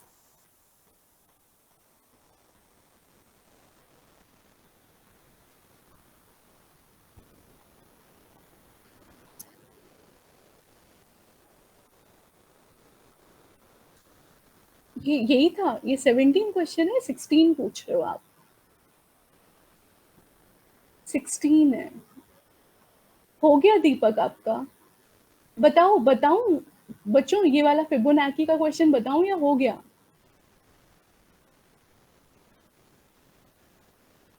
मैम बता दो मैम। हाँ बता रही हूँ, ठीक है, ओके। देखो होता क्या है बेटा, तो फिबोनाची जो थे वो बहुत बड़े मैथमेटिशियन थे, तो उनके नाम से एक सीरीज फेमस है। ये सीरीज बोलती है कि इस सीरीज के ना दो टर्म्स फिक्स हैं। पहला नंबर है, जैसे अगर मैं बोलूँ सीरीज, सीरीज का मतलब क्या होता है? सीरीज तो इनफाइनाइट होती है। जिससे मैं बोलूँ what is series of even number, तो आप बोलोगे 2, फिर आप बोलोगे 4, 6, 8 एंड सो ऑन, कहाँ तक? इन्फिनिटी तक, है ना? ये हमारी कौन सी सीरीज है? ये इसको हम बोलते हैं इवन नंबर की सीरीज, है ना? तो ये सीरीज इवन नंबर की है। इसी तरह से फिबोनाची सीरीज क्या होती है? फिबोनाची सीरीज में शुरू के दो नंबर फिक्स हैं, 0 और 1, और अगला जो नंबर है ना वो प्रीवियस 2 का सम है। यानी अब अगला जो नंबर आएगा वो प्रीवियस टू मतलब ये दो नंबर का सम होगा। Now what is 0 + 1? 1। अब अगला जो नंबर है वो इसके प्रीवियस टू, यानी कि इन दोनों का सम होगा, विच इज 1 + 1 2। अगला जो नंबर है वो इसके जस्ट प्रीवियस टू का सम होगा, तो इसके जस्ट प्रीवियस टू कौन से? 2 और 1, विच इज 3। इसके अगला जो नंबर है वो इसके जस्ट प्रीवियस टू का सम होगा, which is 5 and so on. ये ऐसे चलता जाएगा इनफाइनाइट तक। बताओ ये सीरीज समझ में आई? कोड तो बात की बात है, पहले बताओ जी सीरीज मैम। समझ में आई? हाँ, तो इसका कोड अब हम किस तरह से करेंगे? तो कोड इस तरह से करेंगे, देखो सबसे पहले हम बोलेंगे, देखो दो नंबर फिक्स हैं, है ना? फिबोनाची सीरीज के दो नंबर्स फिक्स हैं, एक 0 और एक 1। देखो बेटा लॉजिक मैं समझाती हूँ आपको, लॉजिक क्या होगा इसका। मान लो ये है A, ये है B, ठीक है? तो मान लो पहला नंबर, क्योंकि दो नंबर को जोड़ के तीसरा टर्म बन रहा है, तो मैं बोल रही हूँ कि A है पहला नंबर, B है दूसरा नंबर, और जो C है वो है तीसरा नंबर। C कैसे आएगा बताओ? A और B को जोड़ के C आएगा ना? तो यहाँ तक कोई कंफ्यूजन है? नहीं, यहाँ तक कोई कंफ्यूजन नहीं है। A की वैल्यू 0 है विच इज जी फिक्स, मैम। B की वैल्यू 1 है विच इज फिक्स। ये दोनों नंबर फिक्स हैं। अब जो तीसरा नंबर है C, वो कैसे निकलेगा? इन दोनों को जोड़ के। अब लेकिन अब अगर मैं दोबारा से इस लूप को चलाऊं और मैं बोलूं C = A + B, तो बेटा अभी A भी 0 है, B भी 1 है। तो अगर मैं C = A + B ही लिखूंगी, तो अगला जो मेरा नंबर है ना वो भी 1 आएगा। क्यों? क्योंकि A तो अभी भी 0 ही है और B तो अभी भी 1 ही है ना? तो ये तो हमेशा 0 और 1 को ही जोड़ता जाएगा। अगर मैं इस तरह से लूप में डाल दूं C = A + B, लूप में क्यों? क्योंकि मुझे 10 टर्म चाहिए, तो मुझे 10 बार लूप चलाना पड़ेगा। अगर यहाँ पे होता 20 टर्म चाहिए, तो मतलब 20 बार लूप चलाना पड़ेगा, ठीक है? टर्म किसको बोलते हैं? टर्म इसको बोलते हैं हर एक नंबर को, जैसे पहली टर्म हुई इवन की, ये दूसरी टर्म हुई, ये तीसरी टर्म हुई, ये चौथी टर्म हुई, ये पांचवी एंड सो ऑन, इसको टर्म्स बोलते हैं। ये बोल रहा है 10 तक करो या 20 तक करो, कितना भी हो सकता है। तो मतलब मुझे लूप में ऐड करना पड़ेगा। बट अब लूप में ऐड करूंगी तो ये गड़बड़ है। गड़बड़ क्यों है? क्योंकि A अभी भी 0 है, B अभी भी 1 है, तो जितनी बार मैं जोड़ूंगी वो 0 और 1 उड़ता जाएगा, तो आउटपुट क्या आएगा? 1 1 1 1, यही आउटपुट आएगा, विच इज रॉन्ग, है ना? जी मैम। तो अब क्या होगा? अब A और B बदलने चाहिए, है ना? मतलब अगले नंबर के लिए, अगला जो भी नंबर आएगा उसके लिए अब A और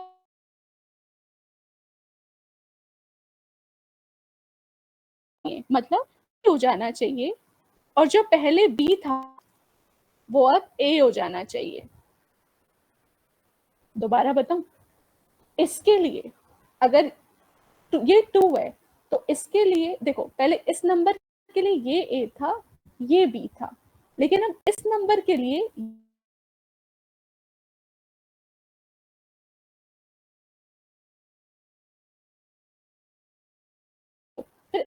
भी बदलते जा रहे हैं हर नंबर के लिए। ये समझ में आया कैसे बदल रहे हैं, बात की बात है। बट ये बताओ, ए और बी की वैल्यू चेंज होती जाएगी हर सम के लिए। हाँ ठीक है, तो यहां पर देखो, जो पहले सी था उसको बी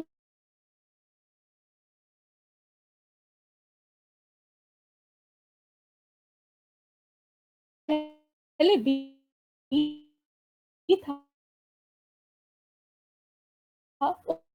उसको ए बना मैम दो, या अभी ऐसे कुछ मैम लिखना ऐसा नहीं नहीं कर है, सकते कि बना D दो। इक्वल्स और टू जो A plus B plus C? But बेटा फिर अगर डी आया, फिर डी को ऐसे लिखोगे ए प्लस बी प्लस, अगला आप बोल रहे हो ना बेटा, उससे आउटपुट गलत आ जाएगा। दोबारा दोबारा समझाती हूँ, ठीक है। देखो, ए है 0, बी है 1, ठीक है, सी है ए प्लस बी, यहाँ तक कोई दिक्कत नहीं है। अब अगला जो नंबर बनेगा उसके लिए ए क्या होना चाहिए और बी क्या होना चाहिए, तो अब अगले नंबर में ये सी और बी जुड़ना चाहिए ना, हाँ, है ना। मतलब B A होना चाहिए और C B होना चाहिए। एग्जैक्टली जो सी है, मैं हिंदी में लिखती हूँ, जो सी है वो बी बन जाना चाहिए, है ना। और जो क्या है बी, वो क्या बन जाना चाहिए, वो ए बन जाना चाहिए। बस इतना ही करना था। अब ये लिखेंगे कैसे प्रोग्रामिंग टर्म में, देखो इधर यहाँ पे जो सी है वो बी बन जाना चाहिए, तो कैसे लिखूं, सी इज इक्वल टू बी लिखूं या बी इक्वल टू सी लिखूं। मैंने आप लोगों को असाइनमेंट ऑपरेटर पढ़ाया, राइट की वैल्यू लेफ्ट में जाती है। हाँ, तो मुझे बताओ, जो सी है वो बी बन जाना चाहिए, तो इसका क्या मतलब है, ये सी इक्वल टू बी लिखूं या B ma'am equal to C C लिखूं। Equals to B। जो सी है पहले वो बी बन जाना चाहिए। दोबारा देखो, मतलब जो सी में है वो बी में आ जाना चाहिए। अच्छा, तो मैम जो B इक्वल्स टू C। हाँ, और इसके लिए क्या लिखेंगे, जो बी है वो ए बन जाना चाहिए, ए इक्वल टू बी लिखेंगे या बी इक्वल टू ए लिखेंगे, जो बी है वो ए बन जाना चाहिए। ये पहला वाला लिखेंगे, दूसरा वाला लिखेंगे, पहले वाला एक वर्ड टू बी। एग्जैक्टली आया समझ में, बस इतना ही करना था। अब मैं इन सबको कमेंट करती हूँ, अब हम अपना कोड बनाते हैं, ठीक है। तो ये ये बोल रहा है हमको हर बार लिखना पड़ेगा या फिर बस एक दो बेटा कंडीशन लूप बना में, सकते हैं? लूप में इसलिए क्योंकि इसने 20 टर्म बोली, अब मैं ये 20 बार तो लिखने नहीं बैठूंगी, है ना। हाँ तो जब वही। कोई काम हमें बार बार करना है तो हम उसमें लूप में डाल देंगे। देखो कैसे करेंगे, तो मैं बोलूंगी कि भाई ए है 0, बी है 1, और मैं इनको प्रिंट करा देती हूँ साथ साथ ही। क्यों, क्योंकि दो नंबर तो एज इट इज प्रिंट हो ही जाएंगे, है ना। अब मैं अपना जो लूप है, ठीक है, वो मैं एक काम करती हूँ, ये बोल रहा है 10 तक प्रिंट करो, 10 टर्म्स प्रिंट करो, तो मैं 1 से लेके 8 तक करूं।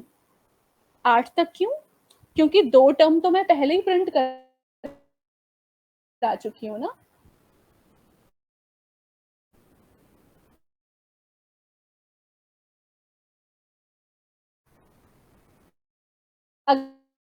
अगर 8 करा चुके हो तो अब आपको 8 ही तो नंबर यस चाहिए। मैम, यस मैम, बट उसको अगला 8 जो प्लस लूप 1 है वो मतलब 9 नेक्स्ट, तक करना चाहिए ना। हाँ बिल्कुल सही है। 1 to 8 तो 1 to 7 चलेगा, है ना। +1 इसलिए किया क्योंकि 8 भी इंक्लूड हो। या आप इसको ऐसे लिख सकते हो, अगर मैं n की वैल्यू, ये n है मान लो, चलो अभी इसे कॉम्प्लेक्स नहीं बनाते, अभी इसको ऐसे लिखते हैं, 8 + 1 ही लगते हैं, ठीक है। तो इसका मतलब 1 से लेके 8 तक 8 यहाँ से मिलेंगे, और 2 तो पहले प्रिंट हो ही चुके हैं, तो 8 नए और ये 2 पहले के जी हो मैम। गए 10। अब आते हैं कोड पे। कोड कहता है कि सी नहीं है, पहले हुआ ए, पहला प्रिंट हुआ 0, फिर प्रिंट हुआ बी, फिर आई की वैल्यू यानी ये रेंज तो अभी भी है ही, पहले 1 पे चलेगा, 2 पे चलेगा, 3 पे चलेगा एंड सो ऑन, ये चलता ही जाएगा। कितनी बार? यानी ये एडिशन मल्टीपल टाइम होगा। तो अब ये एडिशन हुआ ए और बी का, तो आउटपुट आया 0 + 1 विच इज 1। यहाँ तक बिल्कुल सही है। बट जब आई की वैल्यू 2 हो, यानी जो अगली टर्म जब आए, तो अगली टर्म के लिए ये देखो, ये लिखेंगे, जो जो सी है वो बी बन जाना चाहिए और जो बी है वो ए बन जाना चाहिए। तो जो मैं मुश्किल है दोबारा ही ना 4 इन आई नहीं नहीं नहीं, इसी में ठीक है। अब ये जो दो लाइनें हैं ना, ये जो दो लाइन है, इसको यहाँ लिख दो कि जो पहले बी था उसको ए बना दो और जो पहले सी था उसको बी बना दो। देखो ये दोनों लाइनें मैंने यहाँ पर लिख दी है ना। जो पहले ए था, सॉरी, जो पहले बी था उसको ए बना दो, नया ए बना दो, और जो पहले सी था उसको बी बना दो। तो ये हर बार बदलता जाएगा, बदलता जाएगा, बदलता जाएगा, ठीक है, हर एक टर्म के लिए। बस इतना ही करना है। अब हम इसे चला के देखते हैं। देखो आ गया, बन गई फिबोनाची सीरीज। 0 + 1 1, 1 + 1 2, 2 + 1 3, 3 + 2 5, 5 + 3 8, 8 + 3 13, 13 + 3 21, 21 + ये 34। So this is Fibonacci series, ठीक है। इसको मैं पहले लिख देती हूँ, ए की वैल्यू, फिर बाद में सी की वैल्यू बदल देते हैं, ठीक है। बताओ, अब बताओ, इसमें कोई डाउट है तो पूछ लो, और आप साथ साथ चलाते जाओ इसे। और मैं चला रहा हूँ। यस चैट पे टाइप करो यस और नो, आ गया तो यस, नहीं आया तो नो। मैम ये सीरीज तो बन गई मैम, जैसे ये 1 1 1 1 1 फिर 2 फिर 3 फिर 5 आ रहा है। ऐसे आ रहा होगा ना, देखो मैच करो, यही आ रहा है। हाँ मैम आ तो यही रहा है, बट मैं ये कह रहा हूँ कि जैसे जहाँ पे 5 का है वहां पर 3 4 5 6 7 आना चाहिए ना वहां क्यों पर। बेटा, 3 + 2 5 ही तो होता है, सारे नहीं अच्छा जुड़ रहे अच्छा ना, अच्छा अच्छा वो सिर्फ प्रीवियस 2 टर्म्स जुड़ रही हैं, ओके ओके ठीक है। ओके इसके लिए प्रीवियस 2 टर्म्स जुड़ रही हैं, ठीक है। जी मैम हो गया रन। हो गया, ठीक।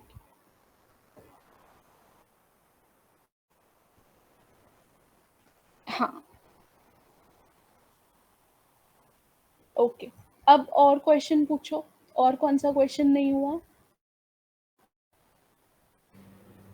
Question number 10, sum of all numbers from 1 to a given number। अच्छा,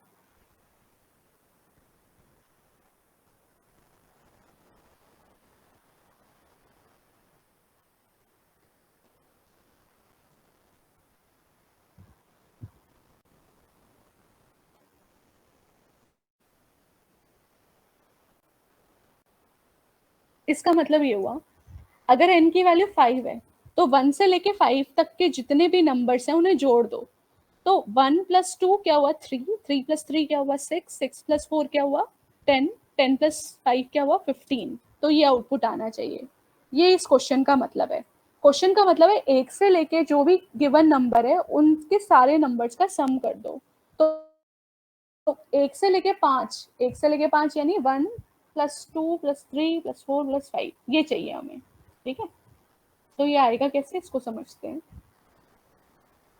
तो हम एक लूप चलाएंगे, मान लो n की वैल्यू 5 है, तो हम एक लूप चलाएंगे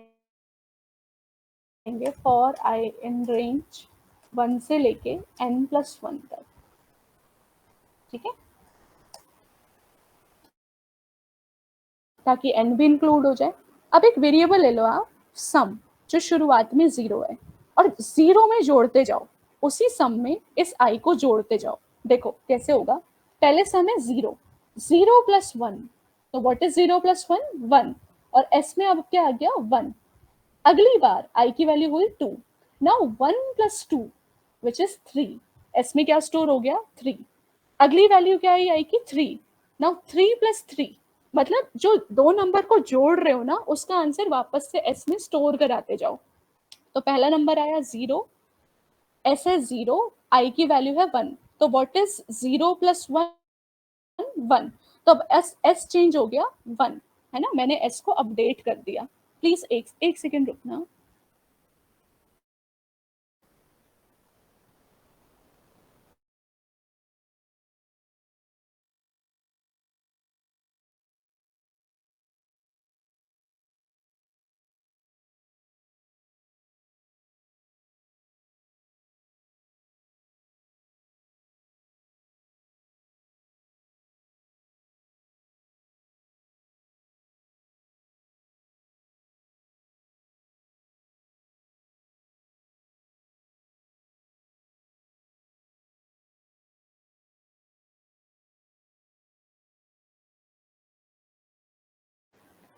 हाँ, तो गार्मिनिंग क्या करना है हमें, हम ना इस सम को जो स्टोर है ना वो वापस से एस में करते जाएंगे। तो अब जब आई की वैल्यू 2 हुई तो 1 में 2 जोड़ो, एस क्या हो गया 3, फिर आई की वैल्यू 3 हुई तो 3 में 3 जोड़ो, क्या हुआ 6, ऐसे ही जुड़ता जाएगा, फिर हो जाएगा ये 10, फिर हो जाएगा ये 15, तो आखिरी में जो एस की वैल्यू है वो सम आ जाएगी। ठीक है, तो प्रिंट सम इज एस, और इसको शुरू से 0 कर देते हैं। मतलब आप 0 को पहले 1 में जोड़ो, आंसर जो आया फिर उससे अगला नंबर जोड़ो, एंड इस तरीके से आप जोड़ते जाओगे। देखो हम यहाँ पे ऐसे ही तो करते हैं, जब हम जोड़ते हैं, जब हम इसको जोड़ रहे हैं तो हम ऐसे ही तो जोड़ रहे हैं, 0 + 1 आउटपुट आया 1, तो अब जो आउटपुट आया उससे ही तो अगला नंबर जोड़ेंगे, 1 + 2 जो आउटपुट आया उससे ही अगला नंबर जोड़ेंगे, तो इस तरह से ये काम करेगा। चला के देखते हैं, आया तो n की वैल्यू, तो ये बदल जाएगा। समझ में आया ये, प्लीज बताओ।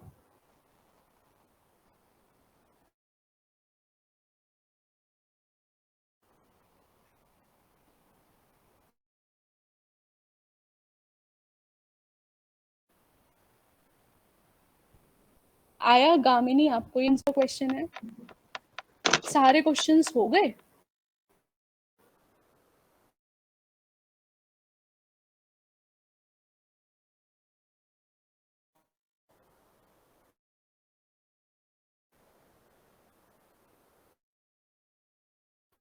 Seventeen factorial of a number.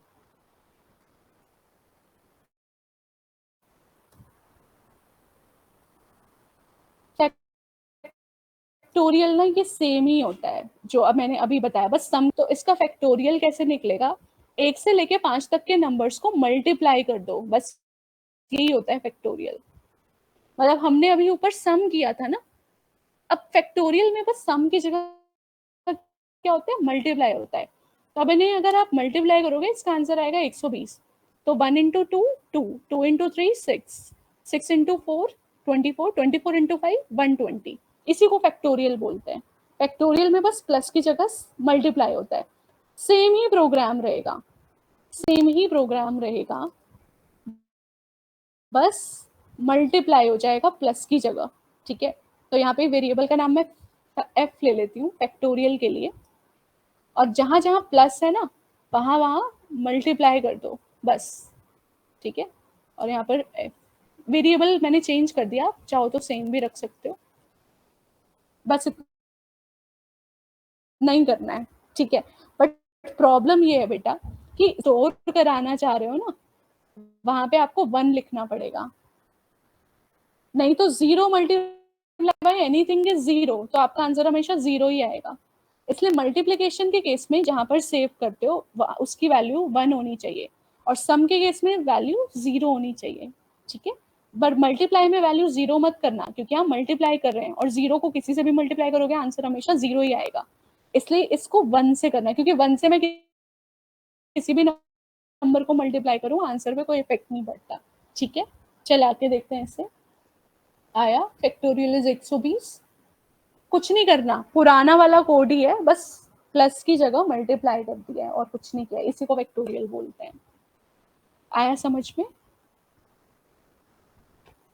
ठीक है, अब मैम और कोई क्वेश्चन है? हाँ मैम, जैसे ये आपने 4 i in range लिखा, हाँ 1 प्लस जो n है 5 है, वो 6 हो गया, मतलब हाँ 1 से बेटा, लेके 5 तक वो प्रिंट करवाएगा। हाँ 1 से लेके 5 तक के नंबर्स को मल्टीप्लाई करता जाएगा बार बार बार बार बार बार। अच्छा मल्टीप्लाई करता हाँ जाएगा, ठीक यहाँ है पे ठीक है। मल्टीप्लाई लिखा है ना, तो पहले हुआ i की वैल्यू 1, तो 1 इंटू 1 क्या हुआ 1, हाँ फिर i की 1 वैल्यू हुई into 2, 2 तो 2 1 इंटू 2 2, तो अब f क्या हो गया 2। अब अगली बार i की वैल्यू है 3, 3 इंटू 2 6, है ना, ओके। ऐसे करके करता जाएगा। फिर होगा 6 इंटू 4 मैम जैसे 24। हमें इनपुट में चलाना हो तो मतलब जैसे यूजर नंबर डाले उस पे। हाँ तो वो भी हो सकता है। इसको आप बस यहाँ पे ये जो n5 है इसकी जगह बस n equal to int input लिख दो बस, ओके ठीक है, और यहाँ लिख दो एंटर अ नंबर, हो जाएगा, ठीक है। चलो और कोई क्वेश्चन है तो पूछो। 13 question. Count total number of digits in a number. अच्छा बेटा इसका ना बहुत सिंपल सा वे बता देती हूँ क्या होगा इसको, सिंपल वे में कैसे कर सकते हैं। जैसा मान लो आपके पास एक नंबर है तो आपको उसमें डिजिट काउंट करनी है। जैसे यहाँ पे मान लो कितने नंबर ऑफ डिजिट्स हैं, 1 2 3 4 5 6 7 8, नहीं 4, हाँ जितनी भी डिजिट्स हैं तो नंबर ऑफ डिजिट्स मैं हमें काउंट करने हैं। क्या हुआ, हम उसको लेंथ से कर सकते हैं ना। हाँ इसको लेंथ से कर सकते हैं बेटा, बट प्रॉब्लम क्या है कि लेंथ जो है ना वो स्ट्रिंग का फंक्शन है और ये इंटीजर है ना। तो पहले आप क्या करो, देखो इसको मैं एक लाइन में लिख देती मैम हूँ। 10 का फैक्टोरियल 1 आएगा। नहीं बेटा नहीं, कोड दिखाओ, कोड कहाँ, कोड चैट पे टाइप करो, मैं बताती हूँ कहाँ गड़बड़ है। 10 का फैक्टोरियल तो बहुत बड़ा नंबर आएगा, 10 इंटू 9 इंटू 8 नहीं इंटू, मैंने उसमें n में एंटर इनपुट में 10 टाइप किया था हाँ तो उसका फैक्टोरियल 1 दिखा रहा है वो। नहीं बेटा दिखाओ, कोड कोड कॉपी पेस्ट करो चैट पे, बताती हूँ। ऐसे नहीं दिखेगा सक्षम, इसको ना कॉपी करके चैट पे टाइप कर दो, है ना, मैं बताती हूँ। हाँ गामिनी हम लोग स्ट्रिंग का इस्तेमाल करेंगे, तो मैं ऐसे लिख सकती हूँ length of str of num, type cast हुआ पहले, है ना, टाइप टाइप कन्वर्जन पढ़ा है ना हमने, तो पहले ये नाम str में बदल गया और फिर इसकी हमने लेंथ निकाल ली। तो यहाँ पे अच्छा ये पुराना वाला है, ठीक है, आया 8, तो इसमें 8 डिजिट्स हैं, ठीक है, समझ में आ गया। डेटा टाइप इसका स्ट्रिंग नहीं हुआ बेटा, लेंथ जो है वो तो इंटीजर में आ रही है ना, मैंने कन्वर्ट इसलिए किया क्योंकि लेंथ फंक्शन इंटीजर पे अप्लाई नहीं होता।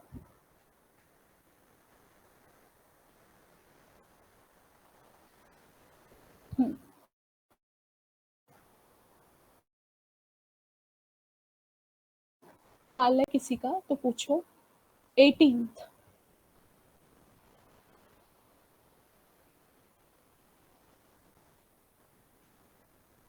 Reverse a given integer number.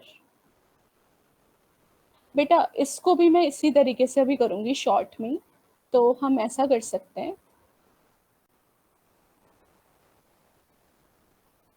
जैसे इसको ही रिवर्स करना है ना, यही वाला जो नंबर है इसको रिवर्स करना है, ठीक है। तो पहले मैं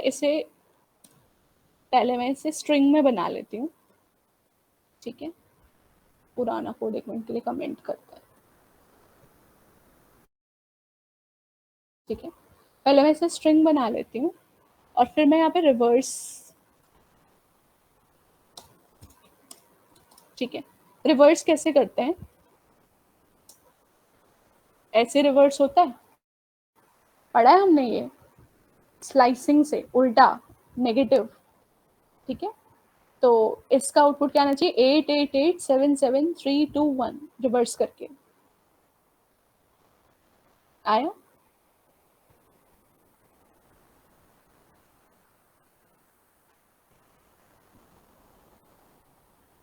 ओके सक्षम बेटा पहली बात तो एक एफ और एन इन सबको स्मॉल में लिखो, फॉर में एफ को स्मॉल में लिखो, ये कैपिटल स्मॉल की तो गलती नहीं है। मैम नहीं वो तो ये तो मैं टाइप करके लिखा है इस पे, मैं कंप्यूटर पे चला रहा हूँ ना कोड, मैं फोन पे क्लास चल रही है इसलिए। अच्छा बेटा, S is equal to F into I नहीं है, F is equal to F into I है। ये वाली जो लाइन है ना, S is equal to F into I, this is F is equal to F into आई।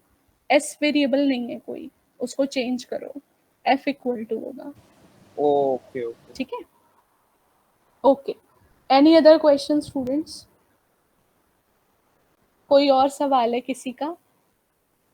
अभी ना मैं क्लास के बाद गिनूंगी तुम लोगों ने मुझसे कितने सवाल करवा लिए 20 में से। हाँ, मुझे लग रहा है 10 तो सॉल्व हो ही गए होंगे 20 में से, नहीं? यस मैम, इसका तो आ रहा है 3 लाख हाँ, वो बहुत नहीं, बड़ा नंबर 36 आएगा। लाख। हाँ हाँ, ठीक है। चलो, बहुत स्मार्ट बच्चे हो तुम लोग, है ना? टीचर असाइनमेंट देती है, फिर वापस से टीचर ही असाइनमेंट करती है। गुड। मैम वो बोल रहे हैं 19 और 20 भी कर दो, सब हो जाएगा। अच्छा। 19 और 20, देखो 20 तो हो ही गया, फैक्टोरियल और मल्टीप्लिकेशन ये तो सेम ही है ना?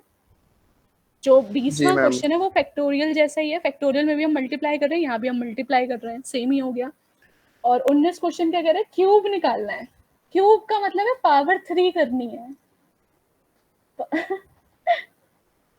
कर लोगे क्यूब? अब ये नहीं बता रही मैं, क्यूब में क्या करना है, पहले यस हम आप कर लेंगे लूप मैम। चलाना और आई की पावर 3 कर देना, आ जाएगा। ठीक है, चलो अब मेरे को बताओ ये असाइनमेंट जो है ये कब तक इसके सारे क्वेश्चंस हो जाएंगे?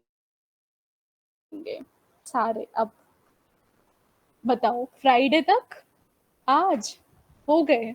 अच्छा, सब बताओ, सबको लेके चलना है ना मेरे को। एक डेट दो मुझे फटाफट, कब तक करोगे? आज? चलो मैं तुम लोगों को मैम टाइम तो दे रही हूँ थर्सडे तक का। ठीक है, थर्सडे में मेरे को पूरा असाइनमेंट कंप्लीट चाहिए। ठीक है, आज मंडे है, आपके पास थर्सडे तक का टाइम है। ठीक है, तो हमने काफ़ी प्रॉब्लम सॉल्व करी। मैं आपको ना एक चीज़ और बताती हूँ, अगर हमें ना स्वैप करना है पाइथन में, स्वैप टू नंबर्स। ठीक है, स्वैप का मतलब क्या होता है, जैसे अगर x है 10, y है 20, तो मैं चाहती हूँ, जैसे मैंने पहले प्रिंट किया, एफ स्ट्रिंग मैंने कल पढ़ाई थी। मैम आई की वैल्यू क्या बोला था आपने उसमें डालने के लिए? कहाँ पर? क्यूब वाले में, क्यूब वाले में। आई की वैल्यू 1 से लेके n तक, या 1 से लेके 10 तक, जो भी मतलब आप वैल्यू डालना चाहते हो, 1 से 10, 1 से 20, कितनी भी। उसके बाद हाँ क्यूब। हाँ, फिर प्रिंट में लिखना है आई की पावर 3, ऐसे प्रिंट के अंदर लिखना है आई की पावर 3, लूप के अंदर ऐसे लिखना है।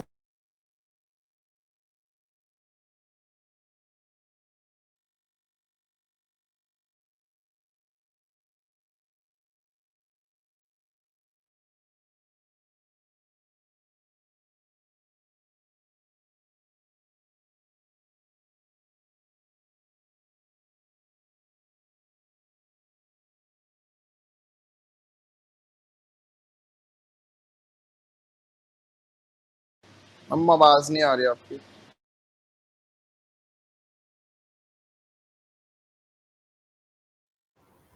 हेलो, अब आ रही अब है? आ रही है, अब आ रही है। अच्छा, तो मैंने ये स्वैप का जो बोला है किसी को सुनाई नहीं दिया?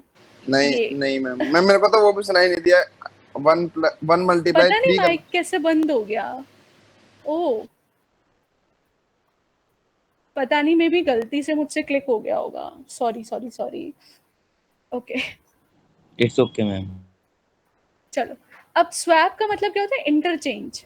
तो अगर x में 10 है, y में 20 है, तो इंटरचेंज का मतलब x में 20 आ जाए, y में 10 आ जाए। ठीक है, इसको कैसे सॉल्व करना है? देखो बहुत आसान है, पाइथन के अंदर आप ऐसे लिखो, x y equal to y x, बस हो गया स्वैप। इसका मतलब होता है, देखो इसका मतलब होता है जो y में है ना वो x में आ जाए, और जो x में है वो y में आ जाए। देखो, इसका पहला इसके पहले से स्वैप हो जाएगा, इसके पहला इसके पहले से स्वैप हो जाएगा। ये काम ऐसे करता है, equal right to left work करता है ना। जो इक्वल ऑपरेटर है वो राइट टू लेफ्ट चलता है ना, तो इसका मतलब जो y में है ना वो x में आ जाएगा और जो x में है वो y में आ जाएगा। हो गया स्वैप पाइथन में। तो अब मैं इसको प्रिंट करके दिखाती हूँ। यहाँ पे प्रिंट करती हूँ बिफोर स्वैप, ठीक है, और स्वैप करने के बाद यहाँ लिखती हूँ आफ्टर स्वैप। चला के देखते हैं। देखो हो गया इंटरचेंज। पहले x था 10, y था 20, अब x हो गया 20, y हो गया 10। तो स्वैप आप काफी जगह यूज कर सकते हो। इंटरचेंज तो इस तरह से होता है। इसका मतलब है जो x में जो y में है वो x में चला जाए और जो x में है वो y में चला जाए, ये मतलब होता है इसका, ठीक है। तो जैसे हम ऐसे लिखते हैं x इक्वल टू वाई, मतलब जो y में है वो x में चला जाए। तो आप दो को एक साथ भी भेज सकते हो। इसका मतलब जो y है वो x में जाएगा, मतलब जो पहले लिखा है वो पहले में जाएगा और जो दूसरे बार लिखा है वो दूसरे में जाएगा। ये समझ में आया जी स्वैपिंग? मैम। हाँ, तो इस तरह से आप दो नंबर्स को या दो डिजिट्स को स्वैप कर सकते हो। चलो अब मैं एक होमवर्क है जल्दी से। जैसे एप्पल है तो एप्पल को आपको स्वैप करना है, पहला कैरेक्टर और आखिरी कैरेक्टर स्वैप करके लेके आना। मतलब आउटपुट ऐसे आना चाहिए AEPPL A। देखो यहाँ पे स्वैप हो रहा है ना, पहला और आखिरी कैरेक्टर चैट पे मैंने टाइप किया है।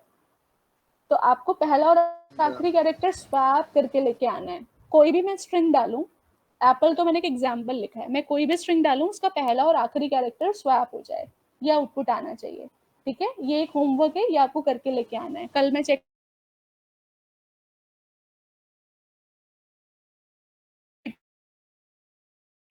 आदर्श